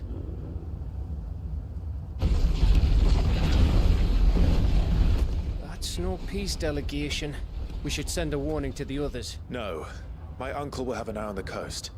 I trust he'll find a way to entertain any uninvited guests. Our mark is Drake's Spine, and there's a lot of road between us and it. We press on to Stone here. Aye, you never know. It might not be a nest of slavering monsters.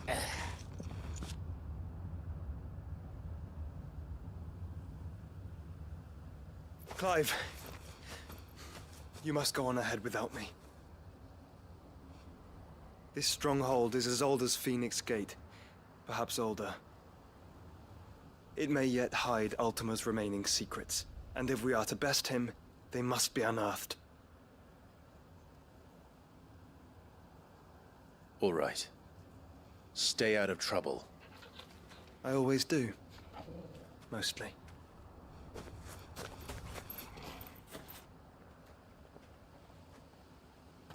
You sure about this? About leaving my brother on his own? Of course. Mostly.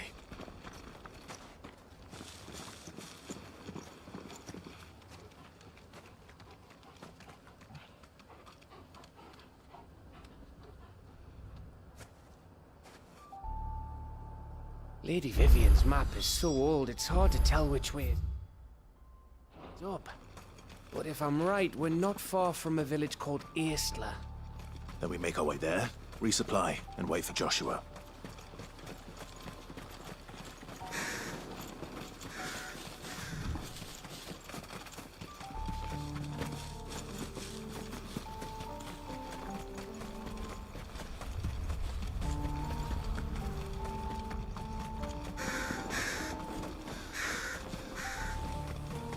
This place reeks like a mobile's arsehole. Though I'm guessing it's not the smell that'll kill us.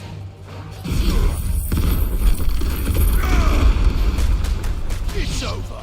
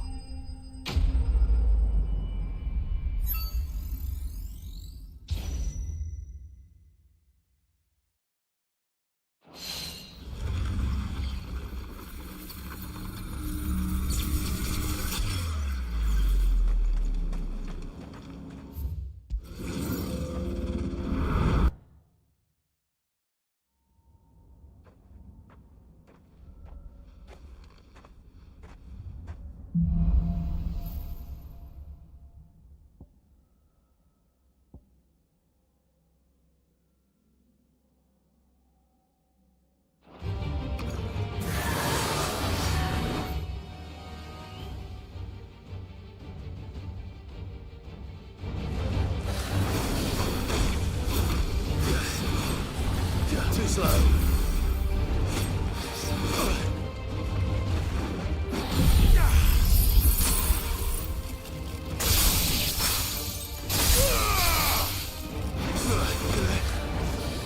Nice try.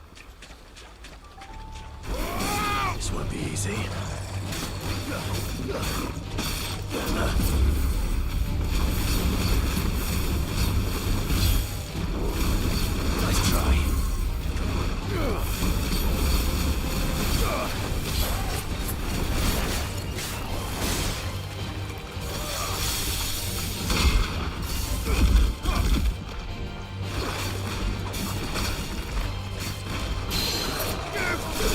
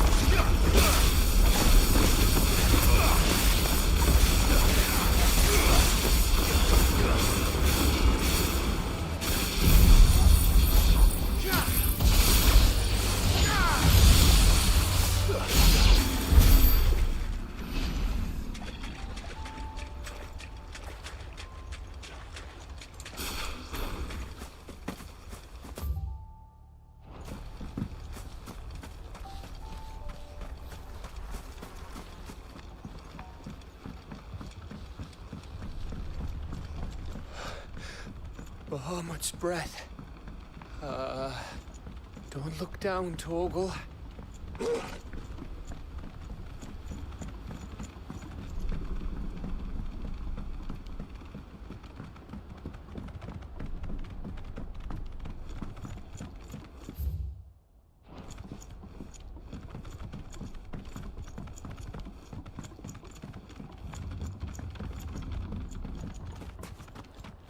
That must be Estla.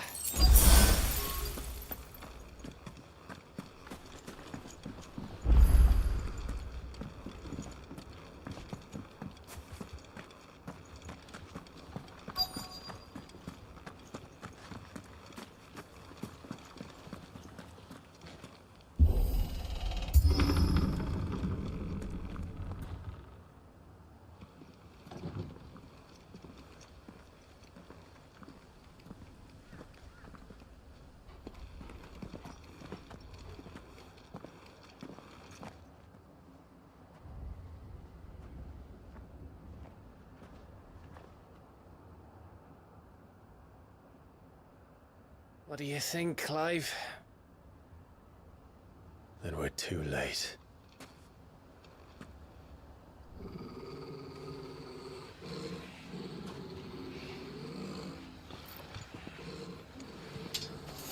Damn it. They're all turned. There's nothing we can do. I wouldn't say nothing. No quarter, Gav! No quarter!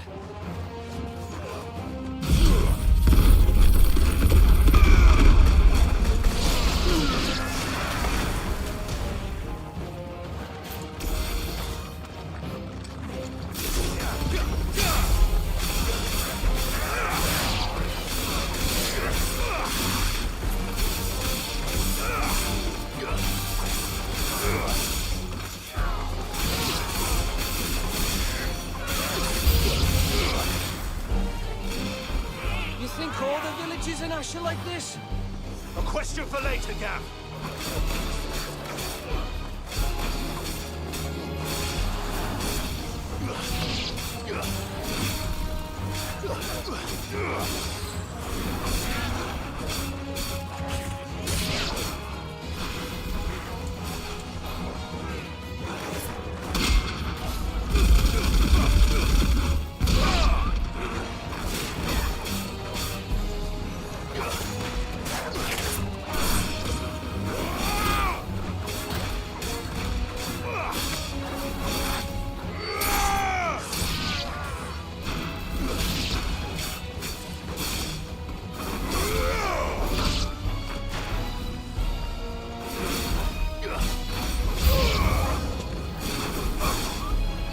Here they come! And come, and come, and come.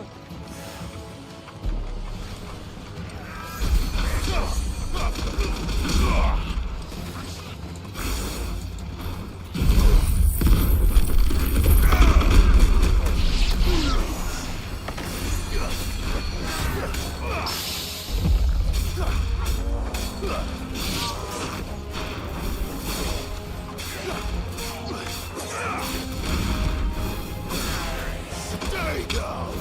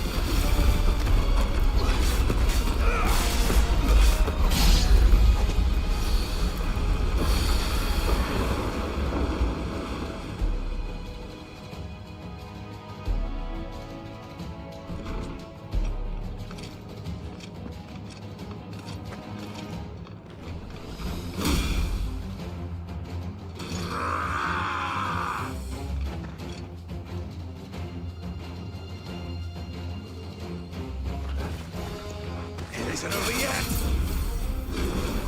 Of course it bloody isn't.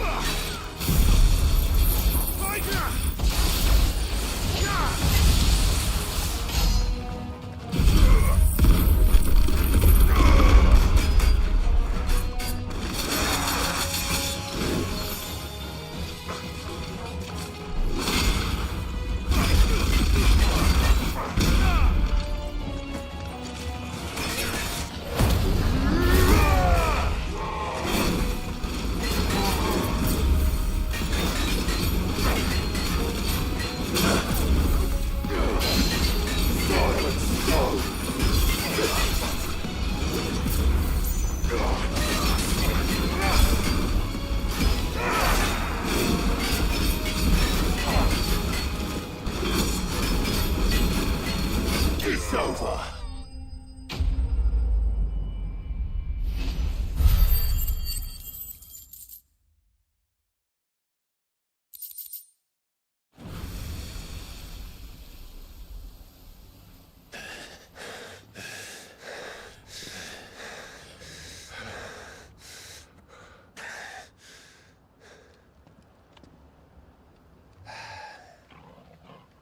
Gav. Gav! Don't tell me there's more of the bastards.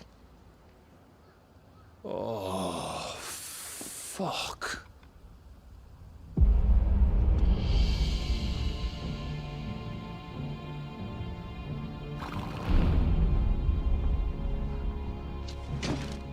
Have you come to watch, Odin?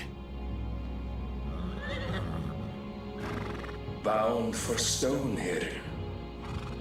Good. My master awaits you in the capital, though I cannot allow you to attend him in your present state.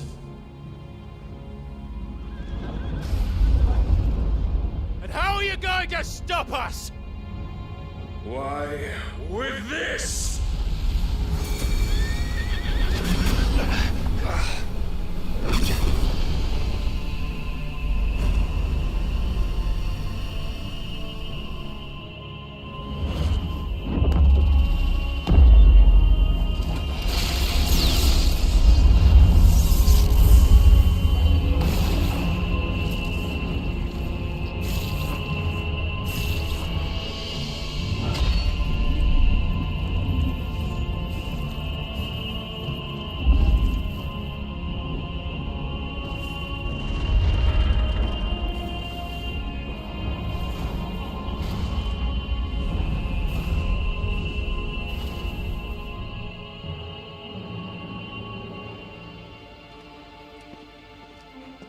What did you do?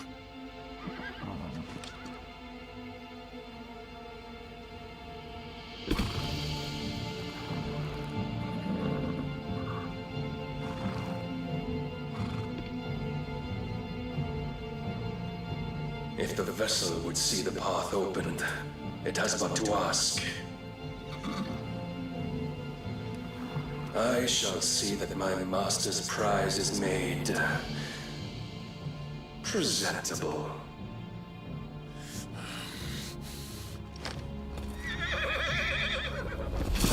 Shit! No!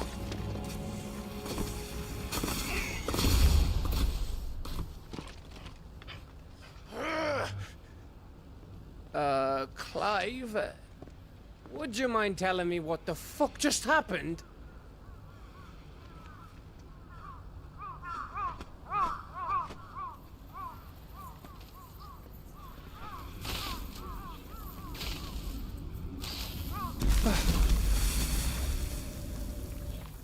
Oh, you've got to be...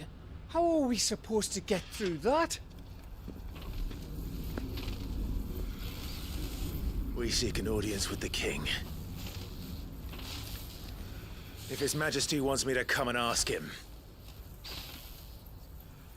then that is exactly what I'll do. Before you go practicing your petition, we don't even know where the fucker went. How about we cool our heads and think this through, eh?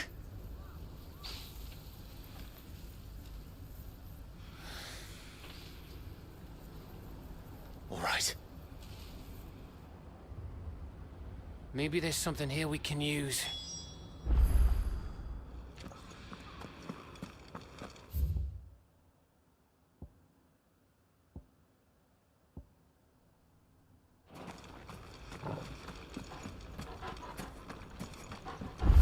I thought we got them all. So did I.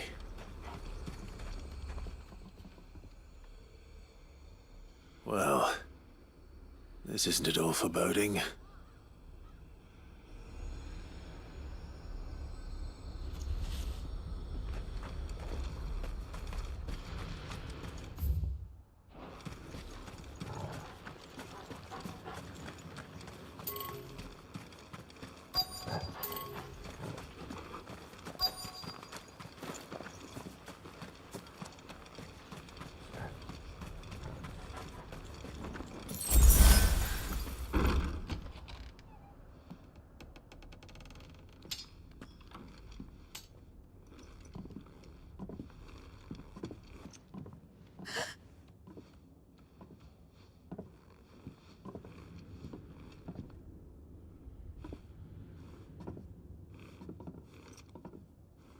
Please. Please, no. Miss...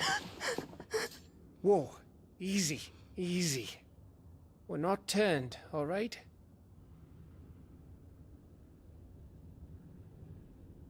Who?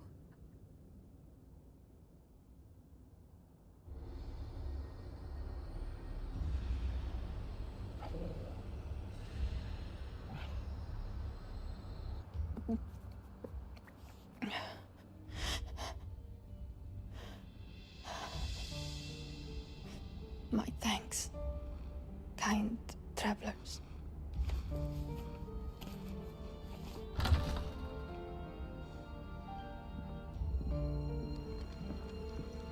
Edda, forgive me for asking, but what went on here?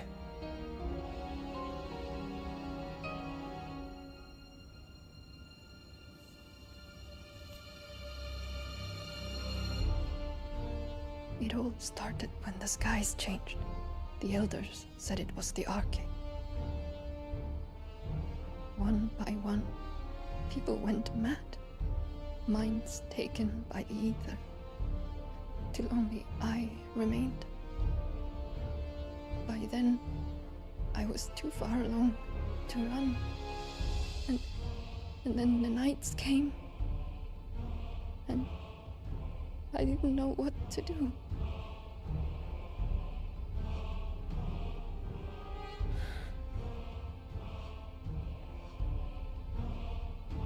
And this, Arcade is... Just a story. Something our grandparents told us when we misbehaved. About how the heavens would grow dark before the land took her last breath. The end of the world. You said the others went mad. But where did they go?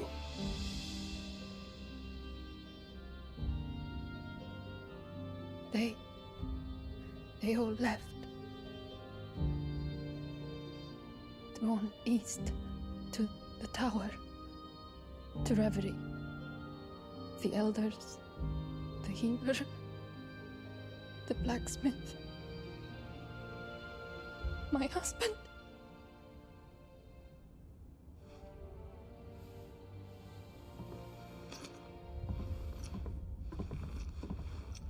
You thinking he did this. Of course. Who else could it be? You were in Canva. You saw what he did to the people. But then what about her? How come her nut hasn't cracked? The baby, perhaps? Could be protecting her from the ether. I can't think of any other explanation.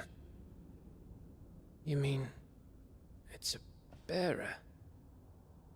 It won't matter what it is once Ultima's magic takes hold.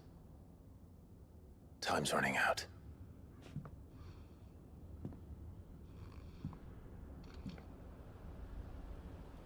This tower. That's where we'll find the king.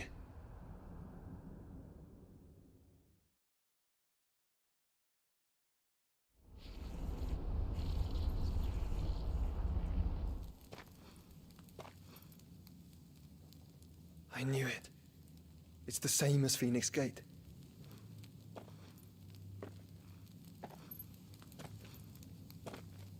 Which means at the end of these stairs should be...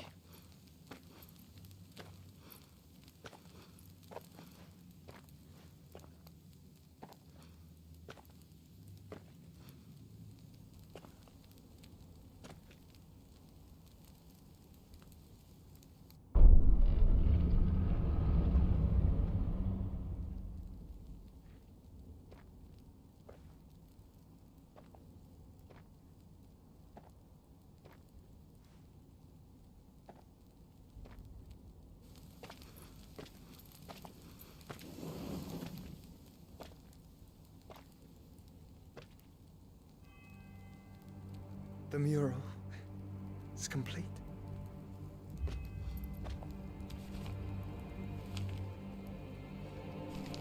Ultima and his vessel, Ifrit. Garuda, Ramu, Shiva, Titan, Bahamut, Odin. Even Leviathan the Lost is here. But where is the Phoenix?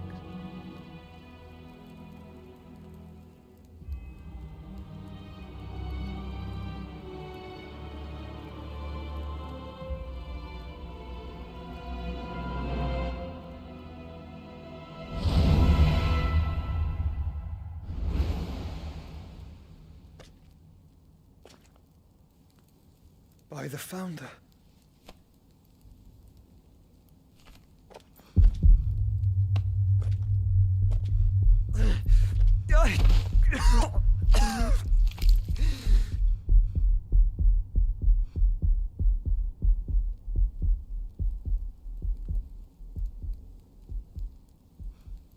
So that's what you want, isn't it, Ultima?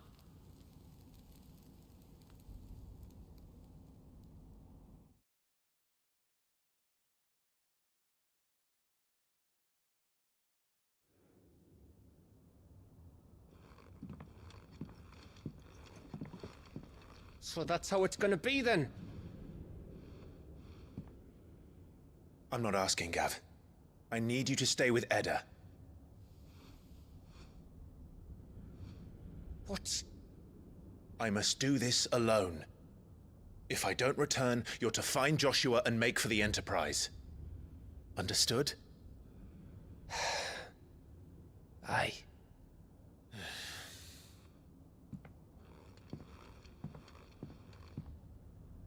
Just don't you go dying on me.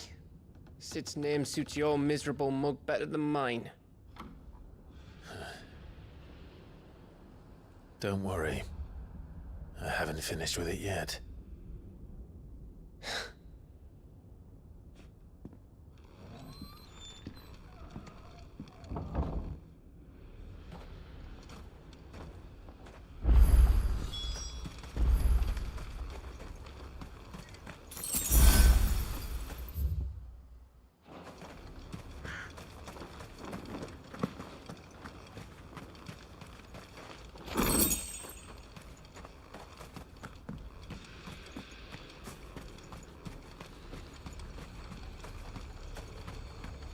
If Barnabas is controlling the Akash,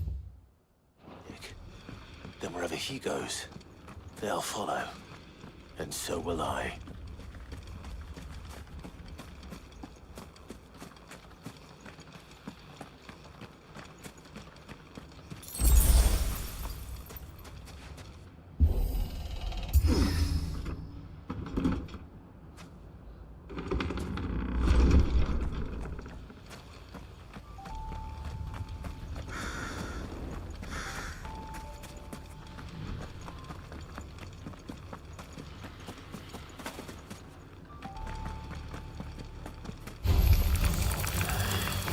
Soil and stone!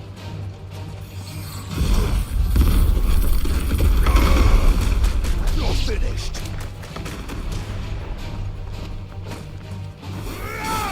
Stay down!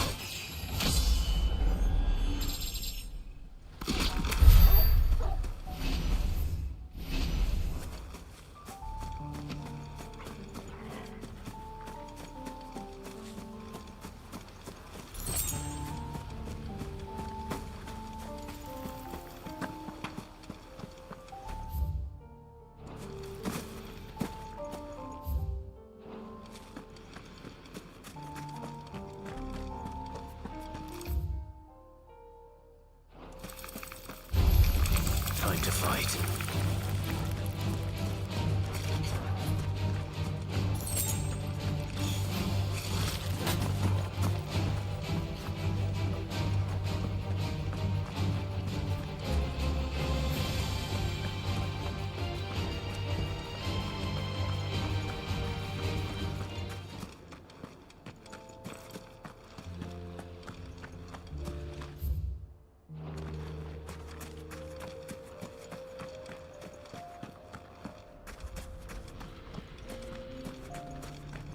There's something there.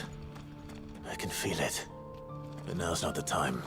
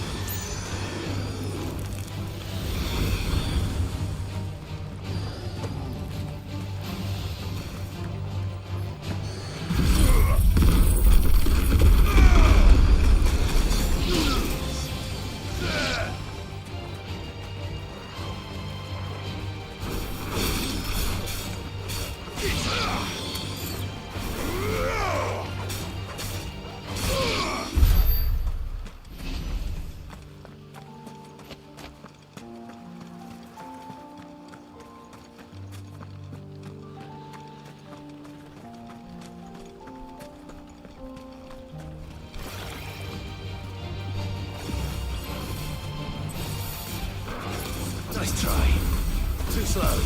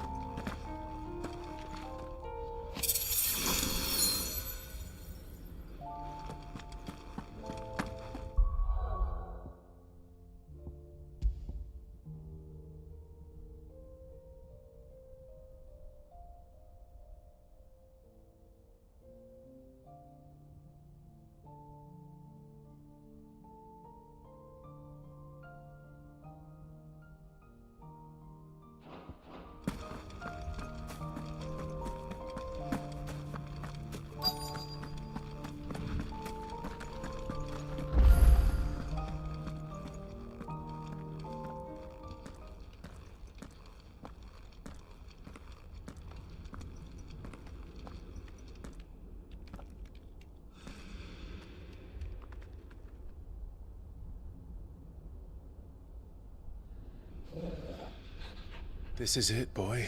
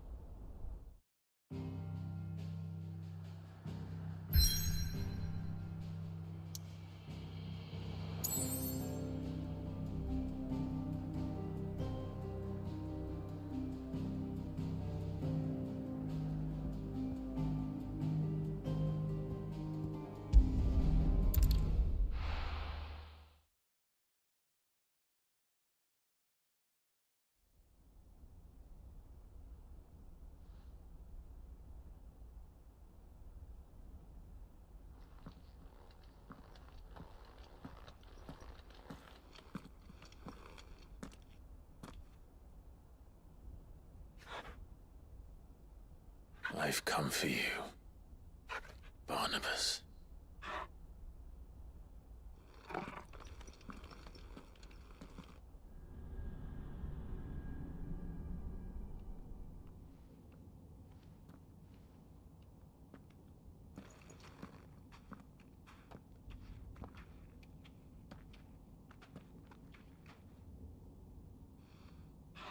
Stay close, Torgal.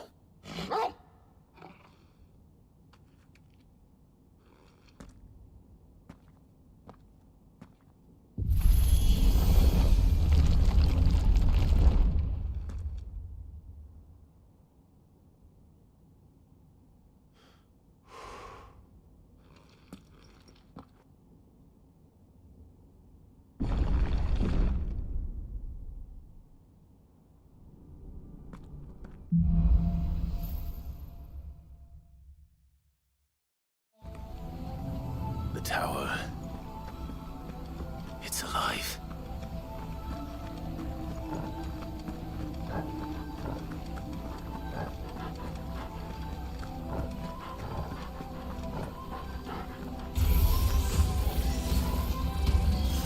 More echoes of the fallen. They seem to feed on ether. There shouldn't be any here.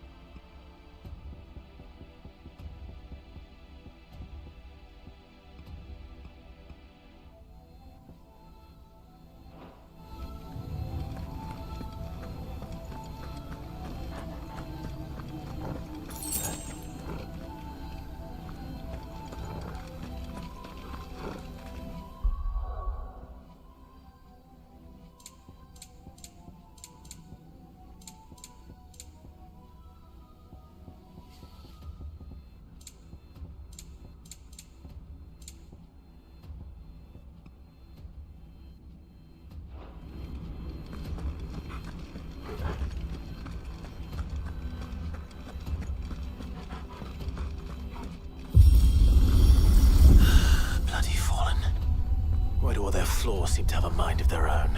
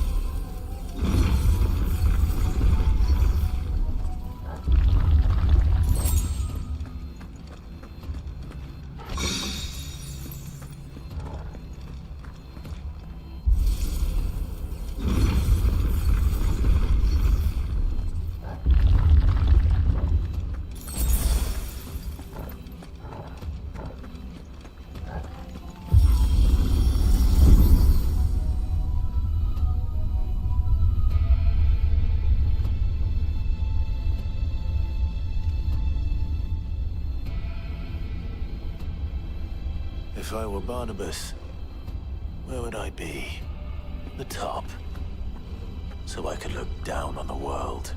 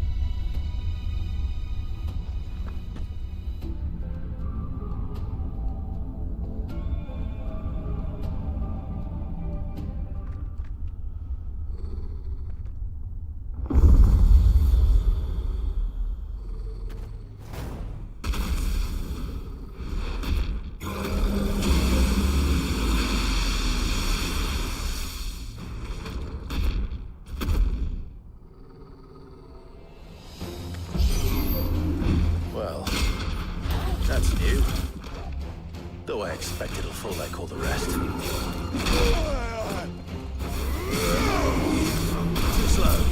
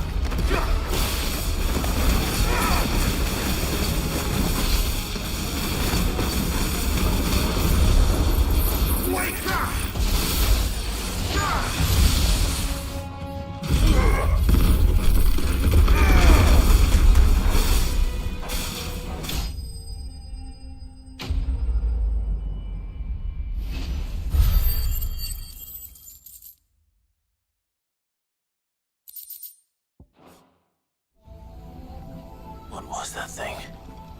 Hopefully there aren't any more.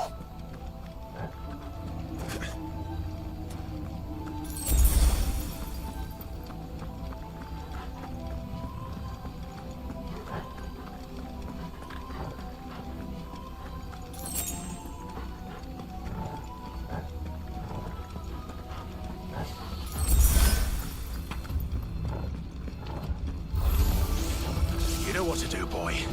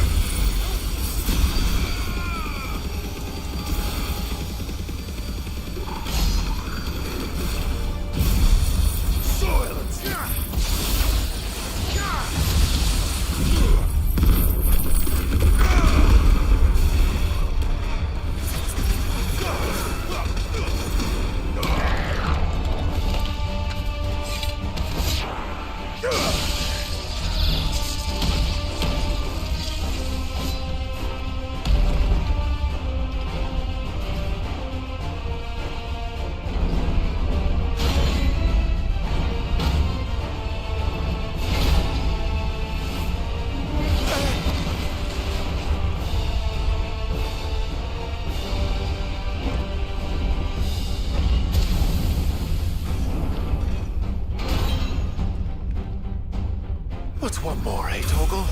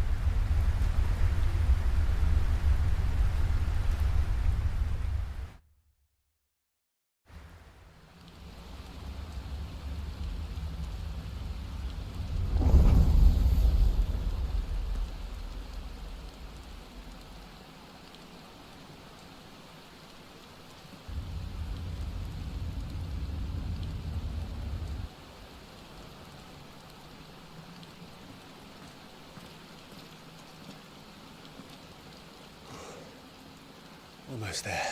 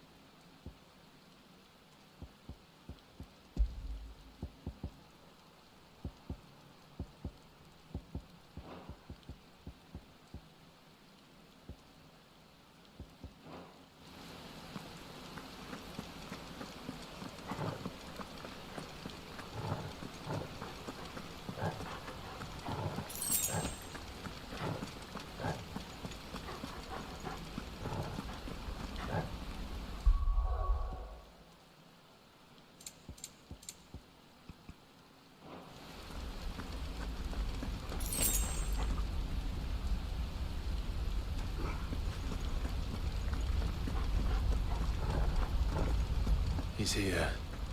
I can feel him.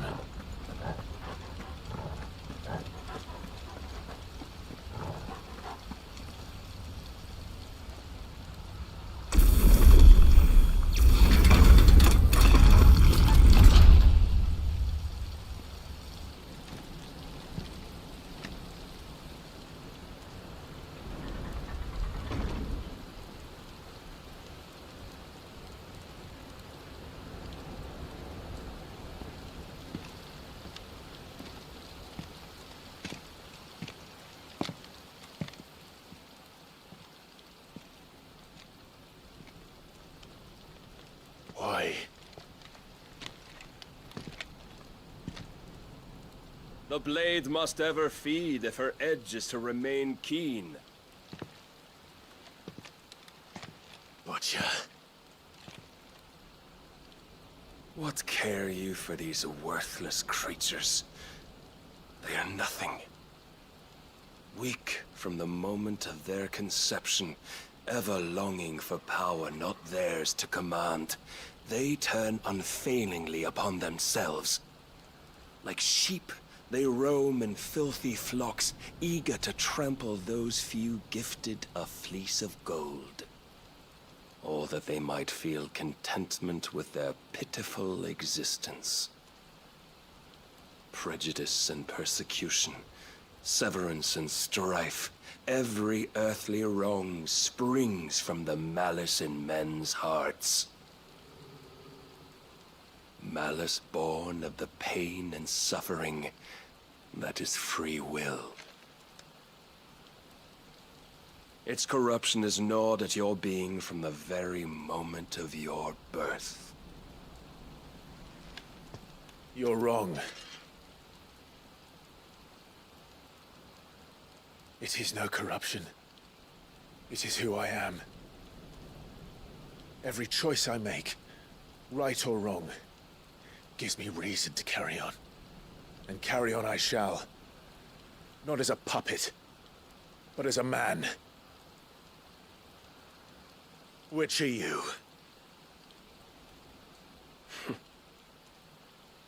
There was a time I too thought those the only choices. What? Long ago, God granted man the gift of magic. And with that gift did he build great civilizations. Yet over time, man lost sight of the gift's true meaning, stepping from the path of shared prosperity to one of avarice. He abandoned his creator for sword and flame, and through his folly, beckoned the blight. Yet, there were those few who refused to turn their eyes from the heavens, and they prayed to God that he might lead them back to righteousness. And the Lord, he did answer. Before the worthy shall the gates of paradise open. And so did I spread my arms to the ether, and cast my soul upon its gentle waters. I gave myself unto him,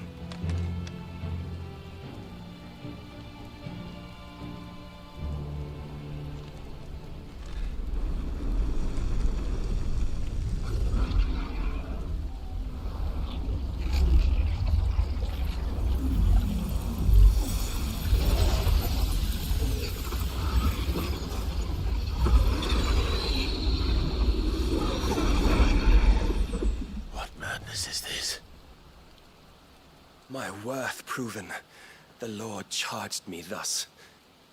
If your kind are to find salvation, they must be made to serve. You see, paradise lies but a single step away. Could we only take it? Could we only leave our transgressions behind? For none save the pure of heart and mind may set foot in the new world. I will save us. But it all begins and ends with you. You are the key, Mythos. And with this humble offering, shall I prove my faith once more. So you forsook your kingdom. You forsook yourself to serve. Tell me, how is that living?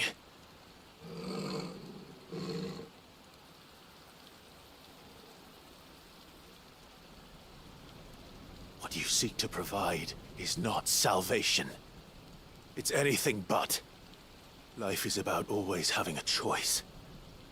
Take that away, and we might as well be dead.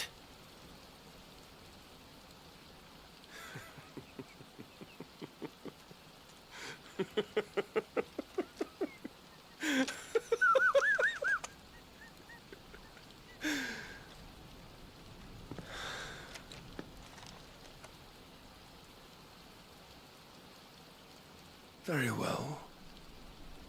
Come then.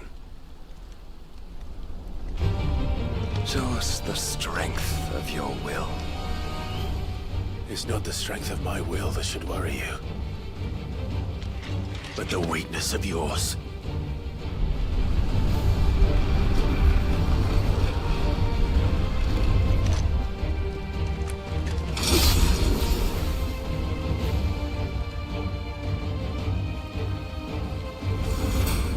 If you think your will the stronger, prove it. By this day's end, you shall know the truth.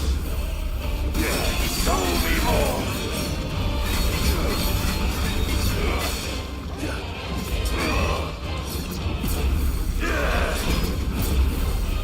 I'm tired of this.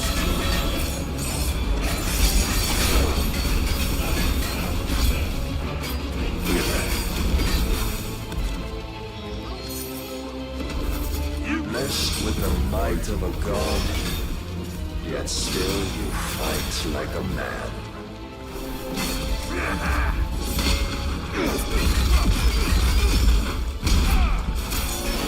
Must I show you?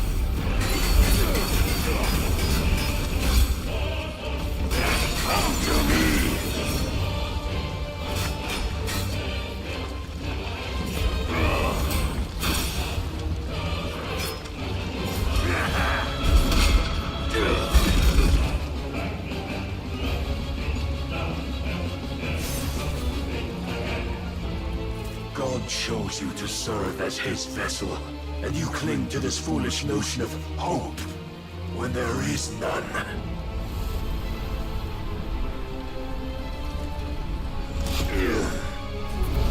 Fuck!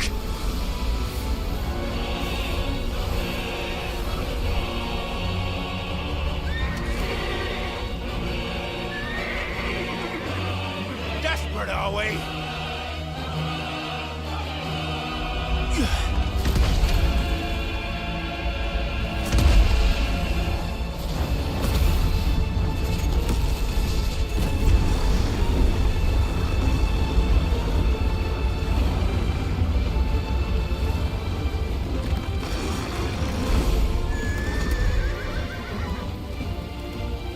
Finally, we can begin! Yeah!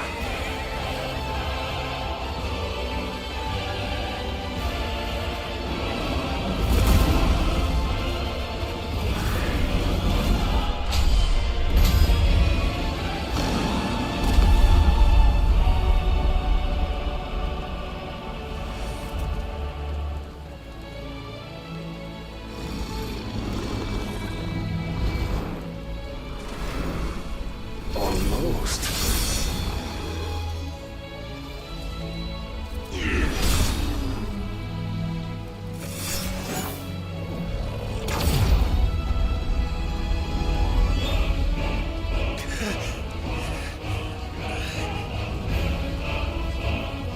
You have been shown the path. Now you must follow it. Free yourself, Mythos. You will not defeat me otherwise. We'll see. Perhaps you still require persuasion.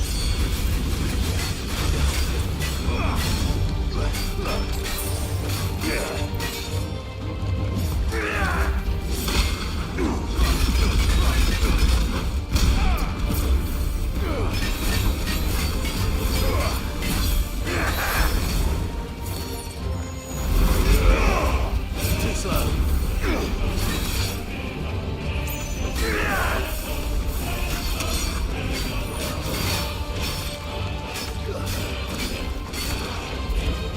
Enough, Mythos!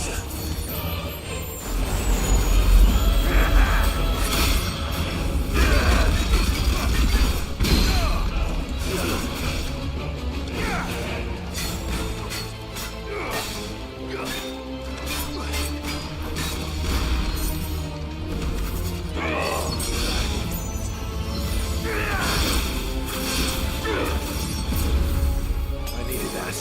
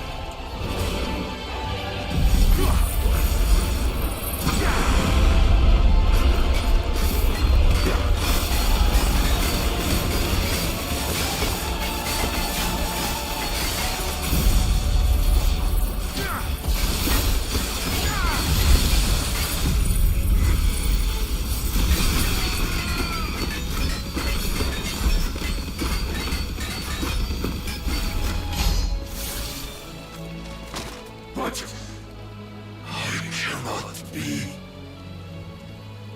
Defeated.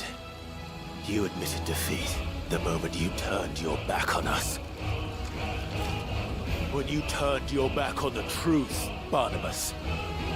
We are not as weak as your god believes.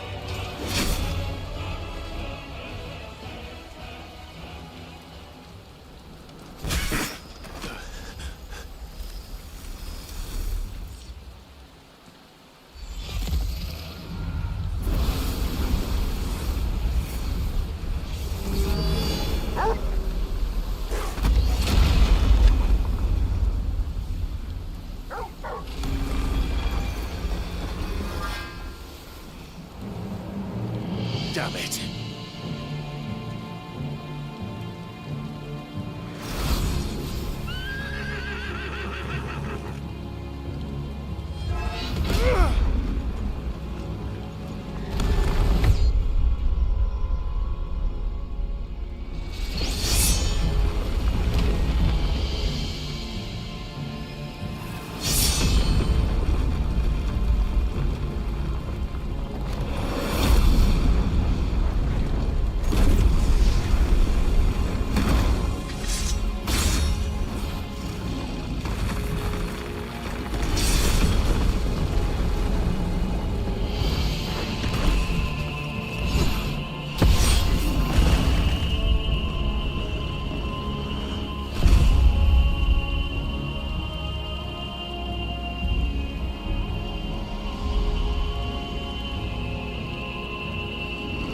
What are you waiting for?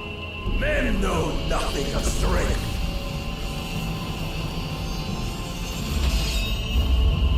But you will.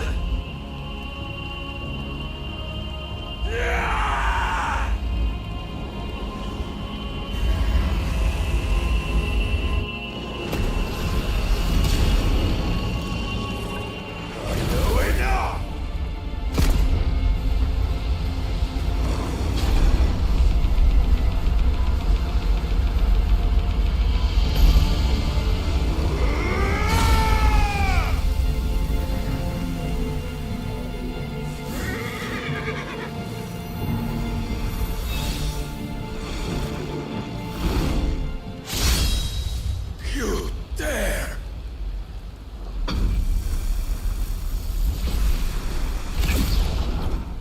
Could it be you have made a weapon of your weakness? My apologies.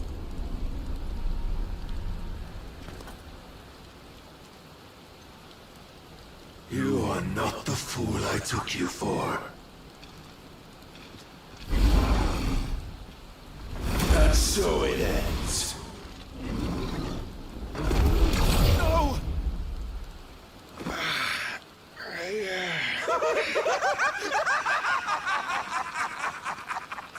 Don't tell me you are tired, Mythos!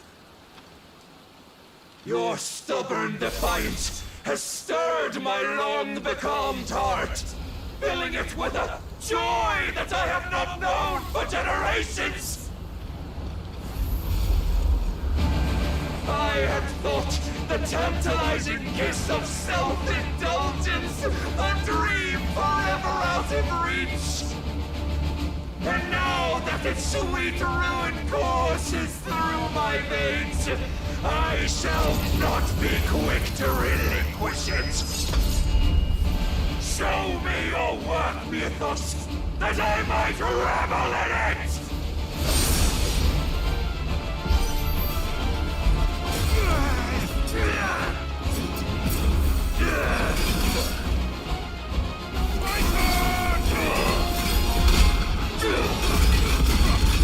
Too slow.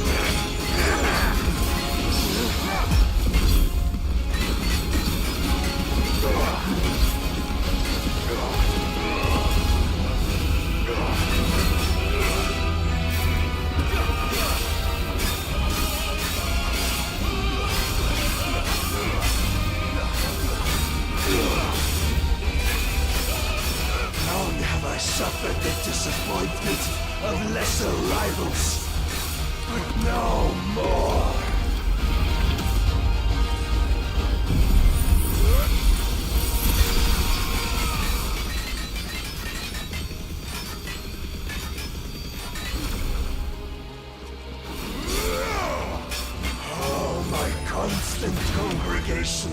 Salvation is come. Rejoice as our souls are granted peace unending. How do you know this day will come? What proof have you? By you, Mythos.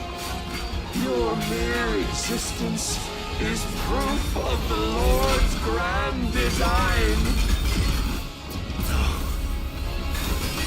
I'll never serve your god!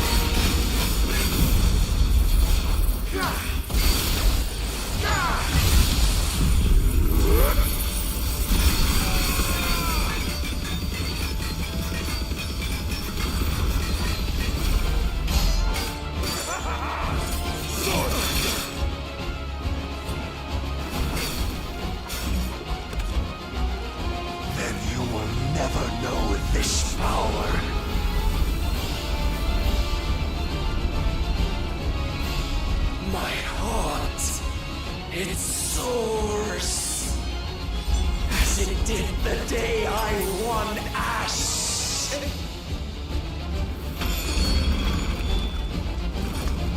Since then, many have sought my crown, Mythos, but none could wrest it from my head.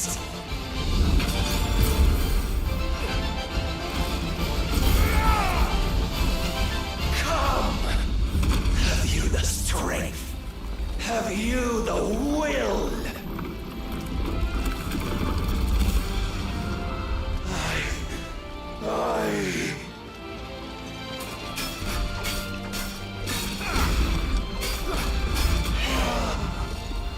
Rapture!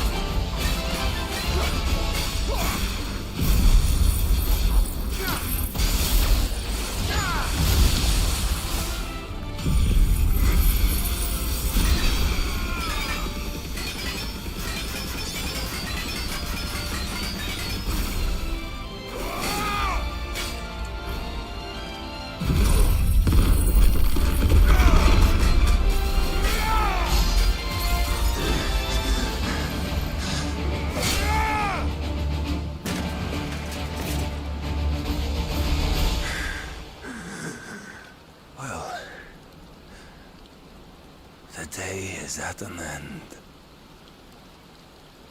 And we both know the truth. It is I who stand victorious. My will that prevailed.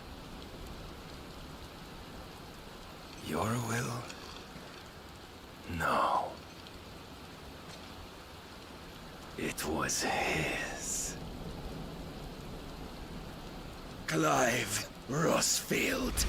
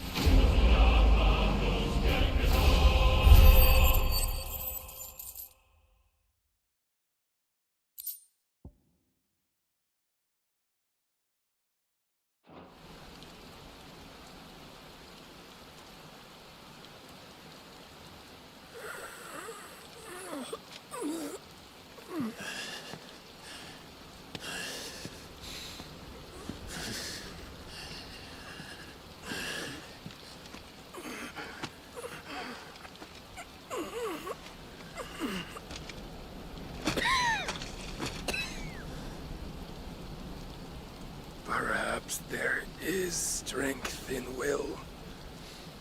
Would that I had not relinquished my own.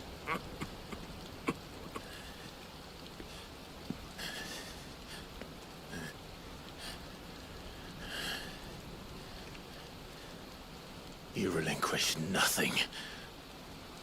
What was it, if not will, that made you strive for a new world?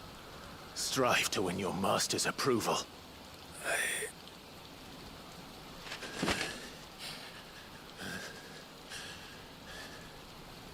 You were shown a fantasy, and you chose to believe it. But you were wrong. There is no world, but the one we live in. And that world is worth saving, even if it means killing a god.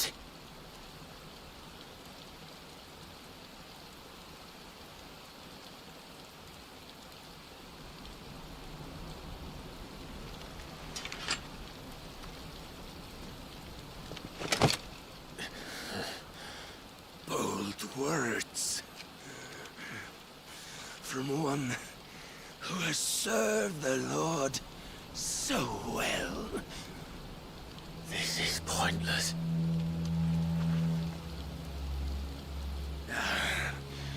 But I almost forgot.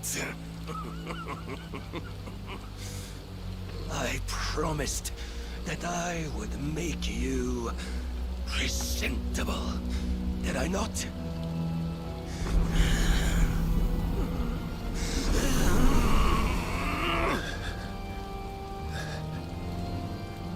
We shall fulfill our destinies, just as the Lord's Mother Crystals have fulfilled theirs.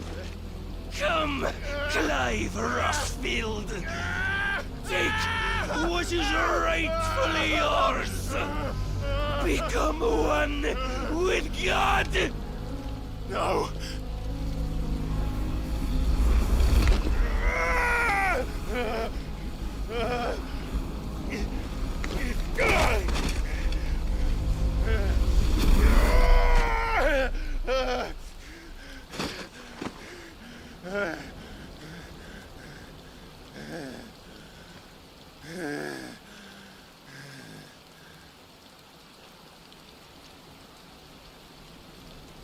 At long last, salvation. I'm coming home. Mother.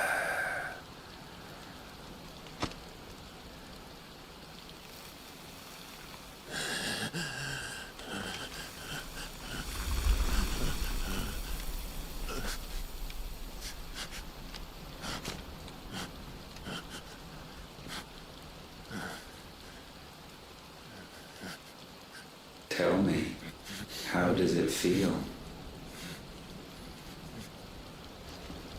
Show yourself! Face me! How does it feel to consume your rival's strength? To gorge yourself on their beam?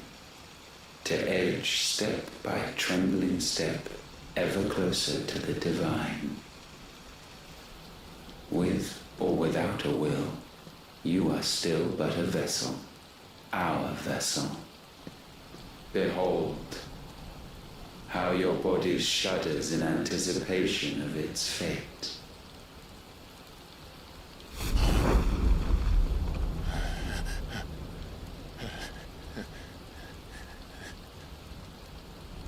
Oh, it's not yours yet. No. Come then, O wayward child. We shall await you upon the back of the first worm.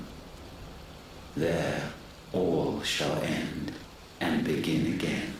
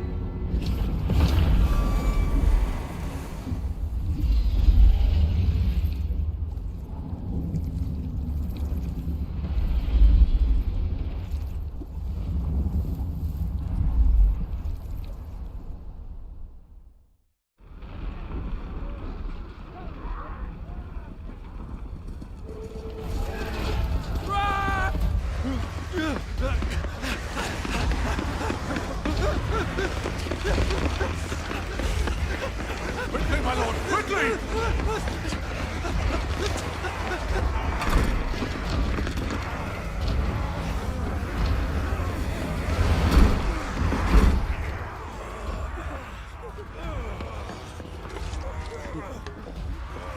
Why the hell is my city going with the captain?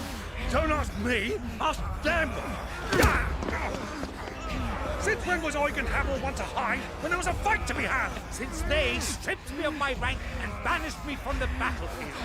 Now I'm stuck wiping the backsides of this lot while the city burns and my wife kills off with a man half my age! And then you turn up! What the hell are you doing here anyway?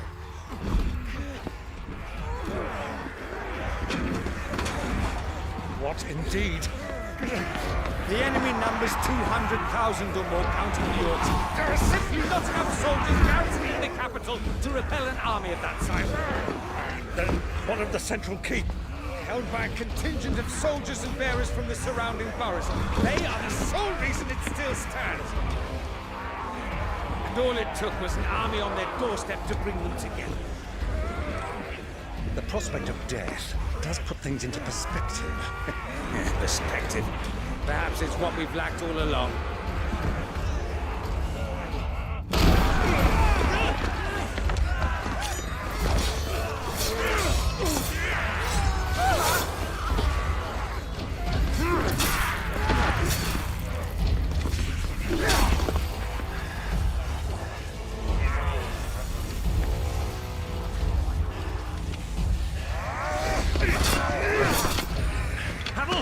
I need you to lend me some of your best men, preferably all of them. My best men? Does it look like I'm able? I admit this might not be the most convenient time, but my nephew's in trouble, and I may have already promised him your help. Your nephew, the outlaw? My soldiers have better things to do than die for nothing. Then you and he are of the same mind. I fight for the opposite. He fights for a world in which we shouldn't have to live and die for nothing! And he fights today to give us all a chance of a better tomorrow! Be that as it may, a handful of men cannot stand against the kingdom!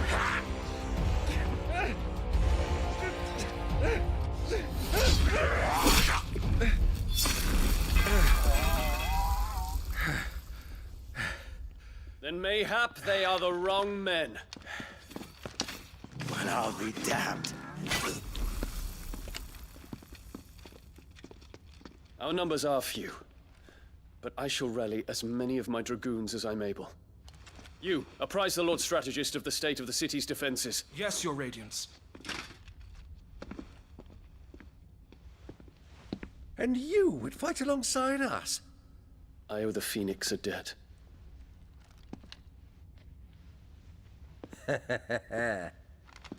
Does this vouch for my nephews? Aye, but I still have my doubts about you. Which we can discuss later. Indeed. You said you had men garrisoned in the keep. Captain, do you know how many yet remain? Allow me to confirm. Commander? Whatever their number, Randalar will be needing Gather the them bodies all. and build a pyre in the courtyard. Quickly. Terence. My lord.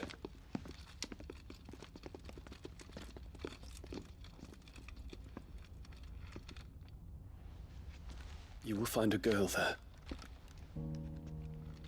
A girl?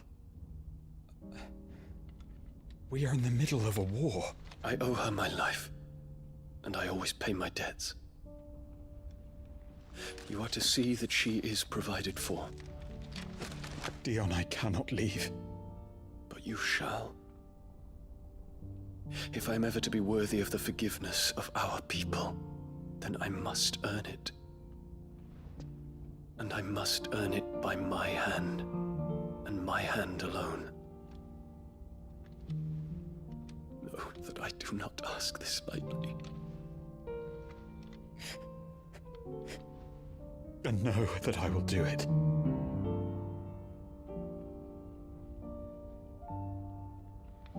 Farewell, Terence.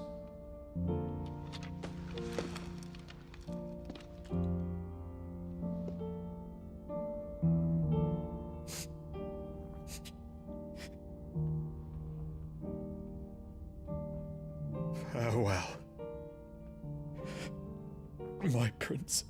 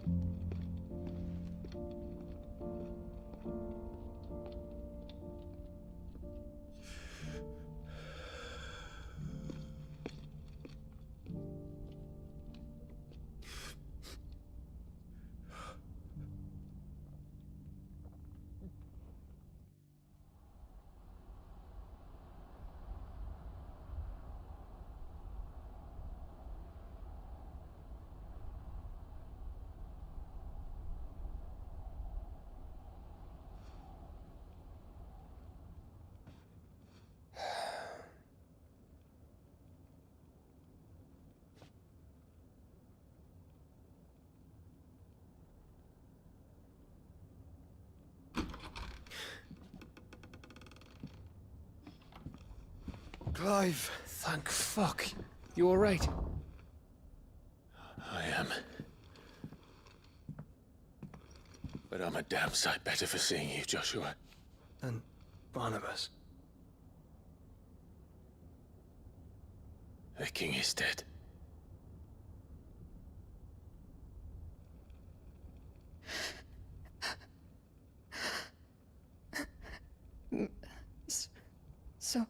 So they're all...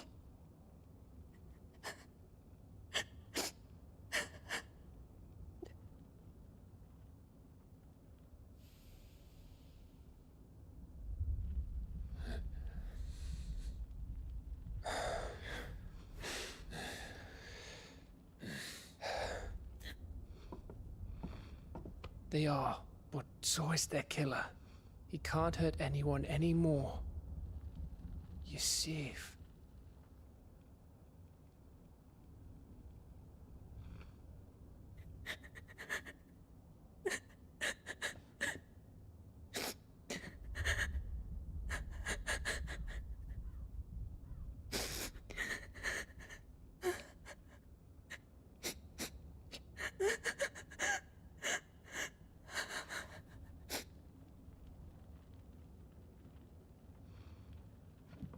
Gav, we need to talk.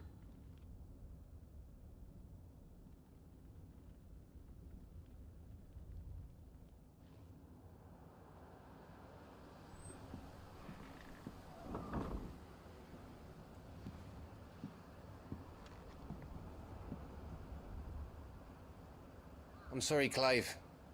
You know I want nothing more than to go with you. I do. But I'm glad you're heading back to the Enterprise nonetheless. And not just for Edda's sake. Our people need to know what happened here.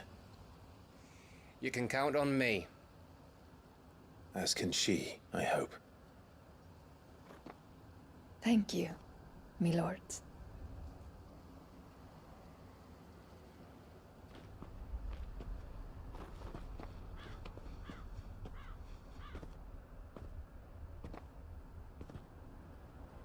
Do you think that was wise? Wiser than leaving a woman with child alone in the Deadlands. They'll be safer at the hideaway. For now, at least.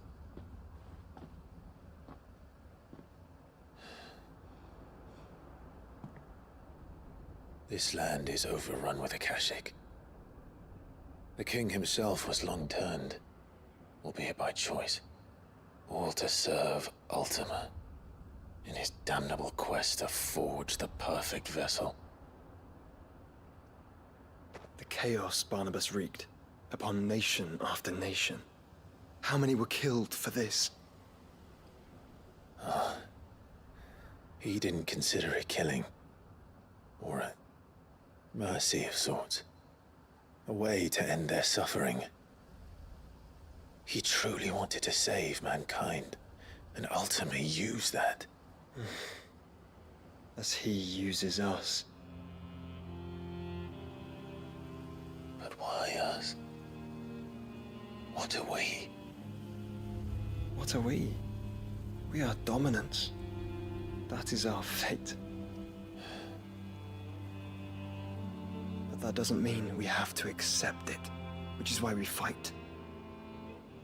For the right to deny it. Is that not so? It is. For our sins.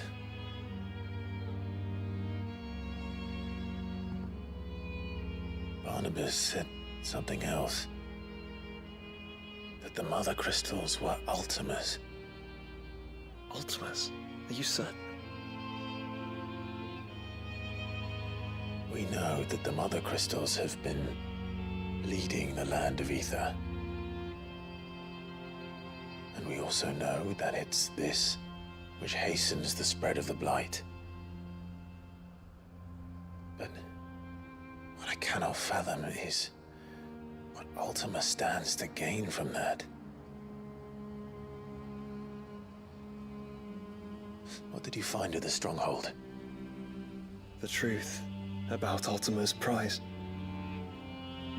For so long, I believed it to be you, and you alone.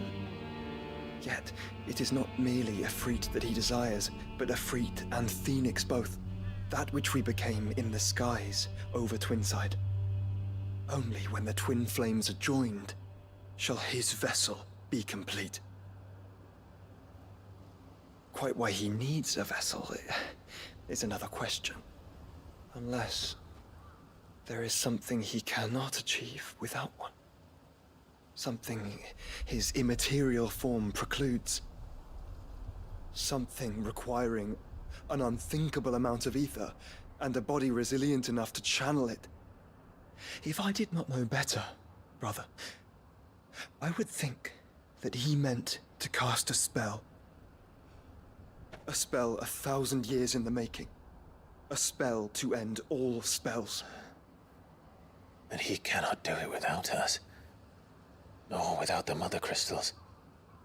But if we destroy them all, we will stop not only the Blight, but Ultima as well.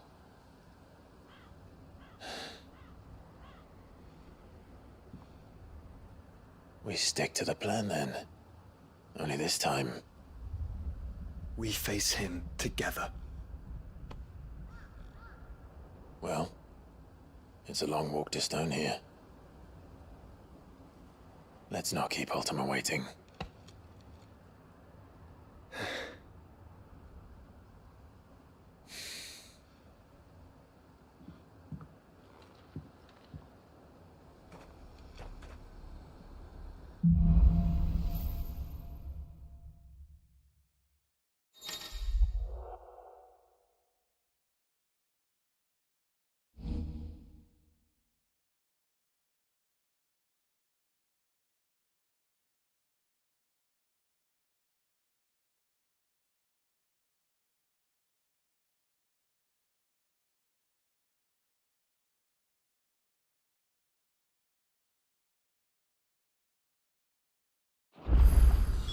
When Barnabas fell, his magic died with him. The road to Stone here is barred to us no longer.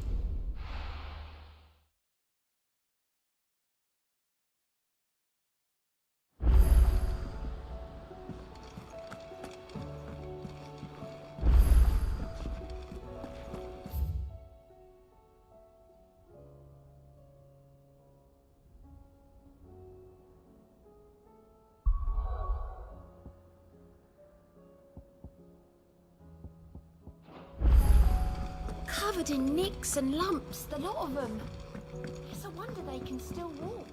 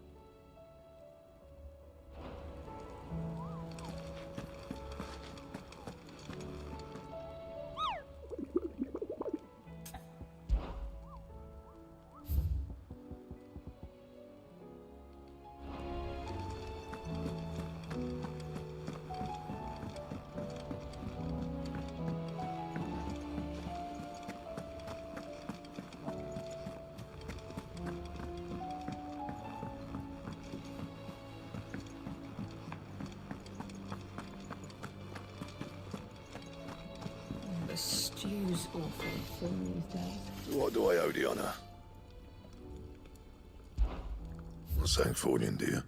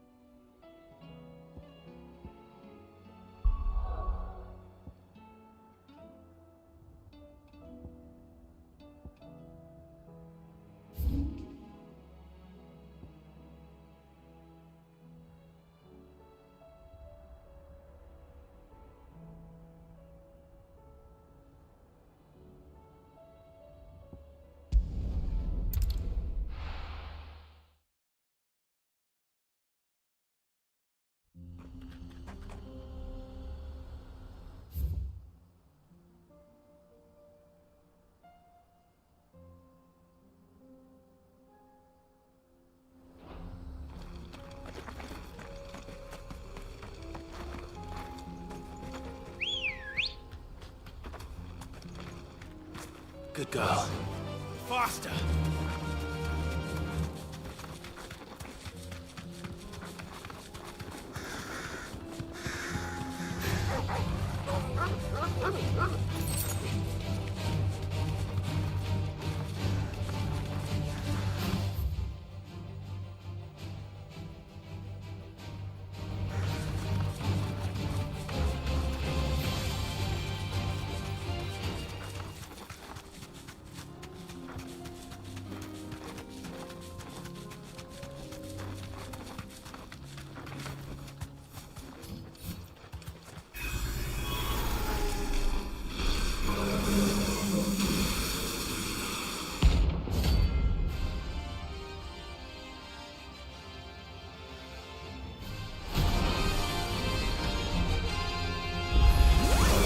Another new friends, Ultima. If it's me you want, I'm right here.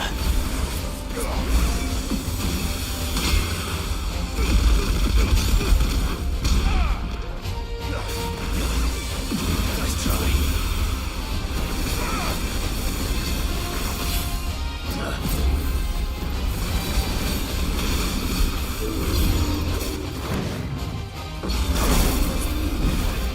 Nice try.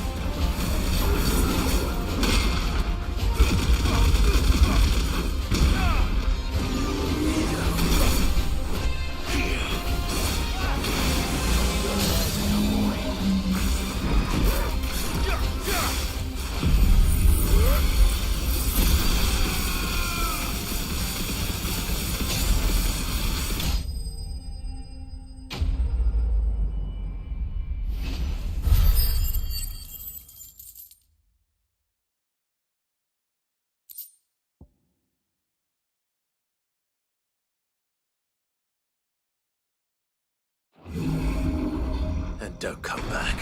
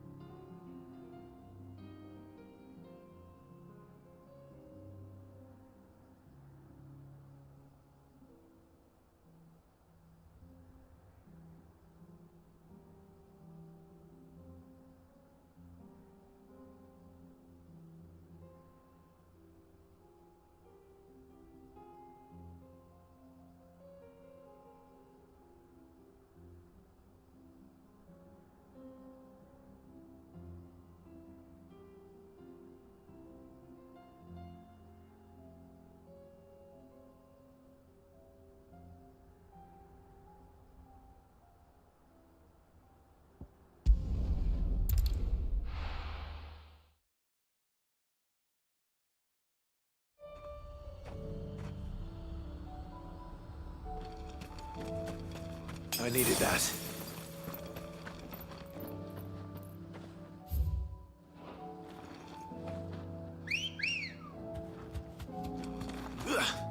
Come on. Faster!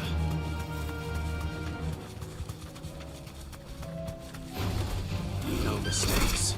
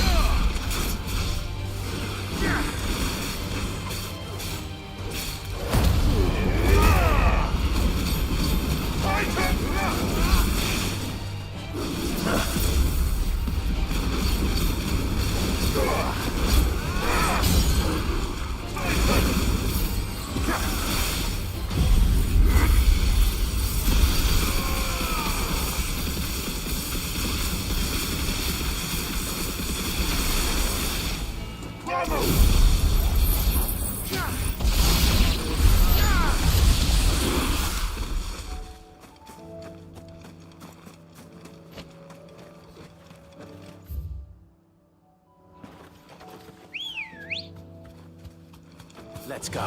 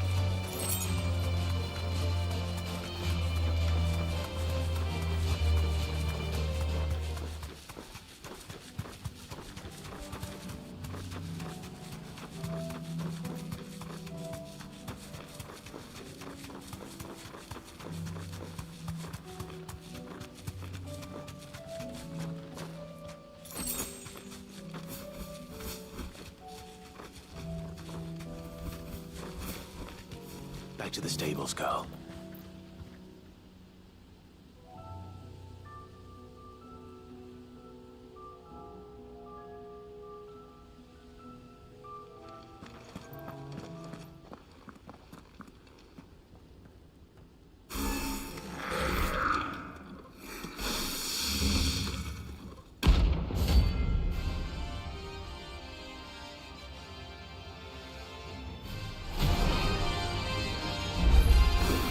Looks like we've woken something up. Only one thing for it.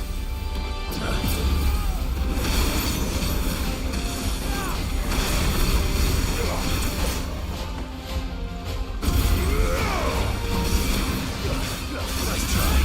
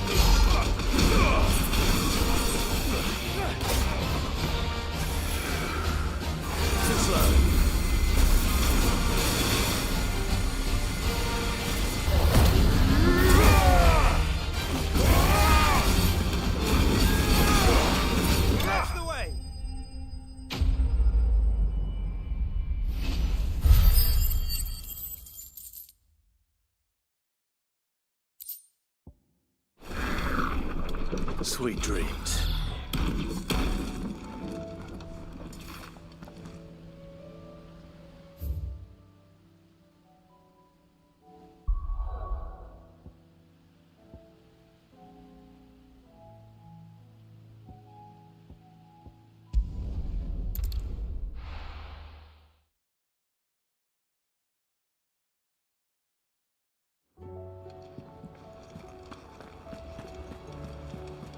Covered in nicks and lumps, the lot of them. It's a wonder they can still walk.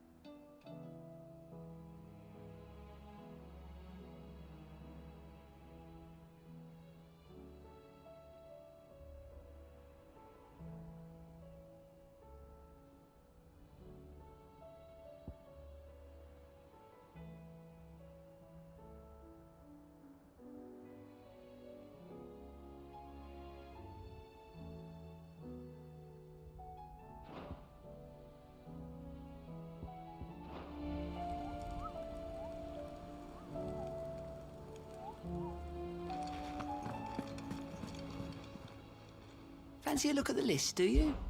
Anything catch your eye?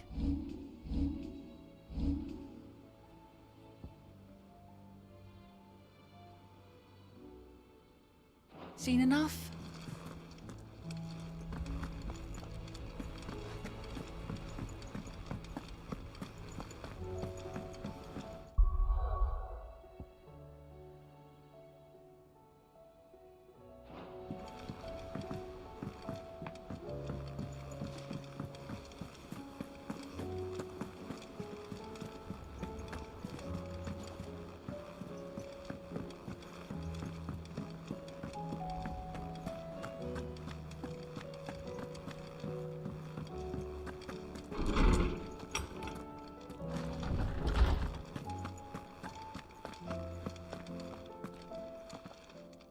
I was wondering when next you'd visit. I have a few new notes that might interest you.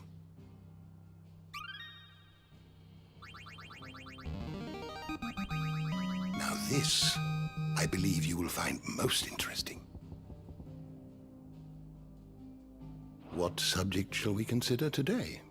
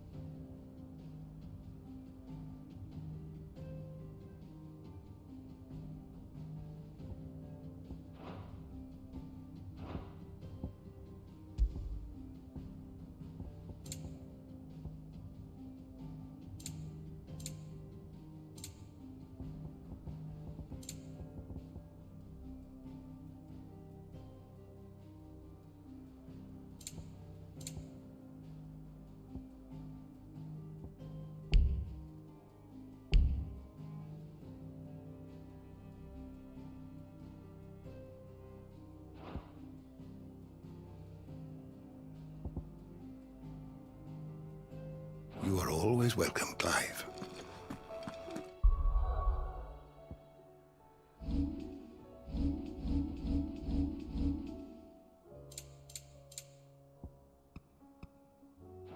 It said I could ride the Enterprise next.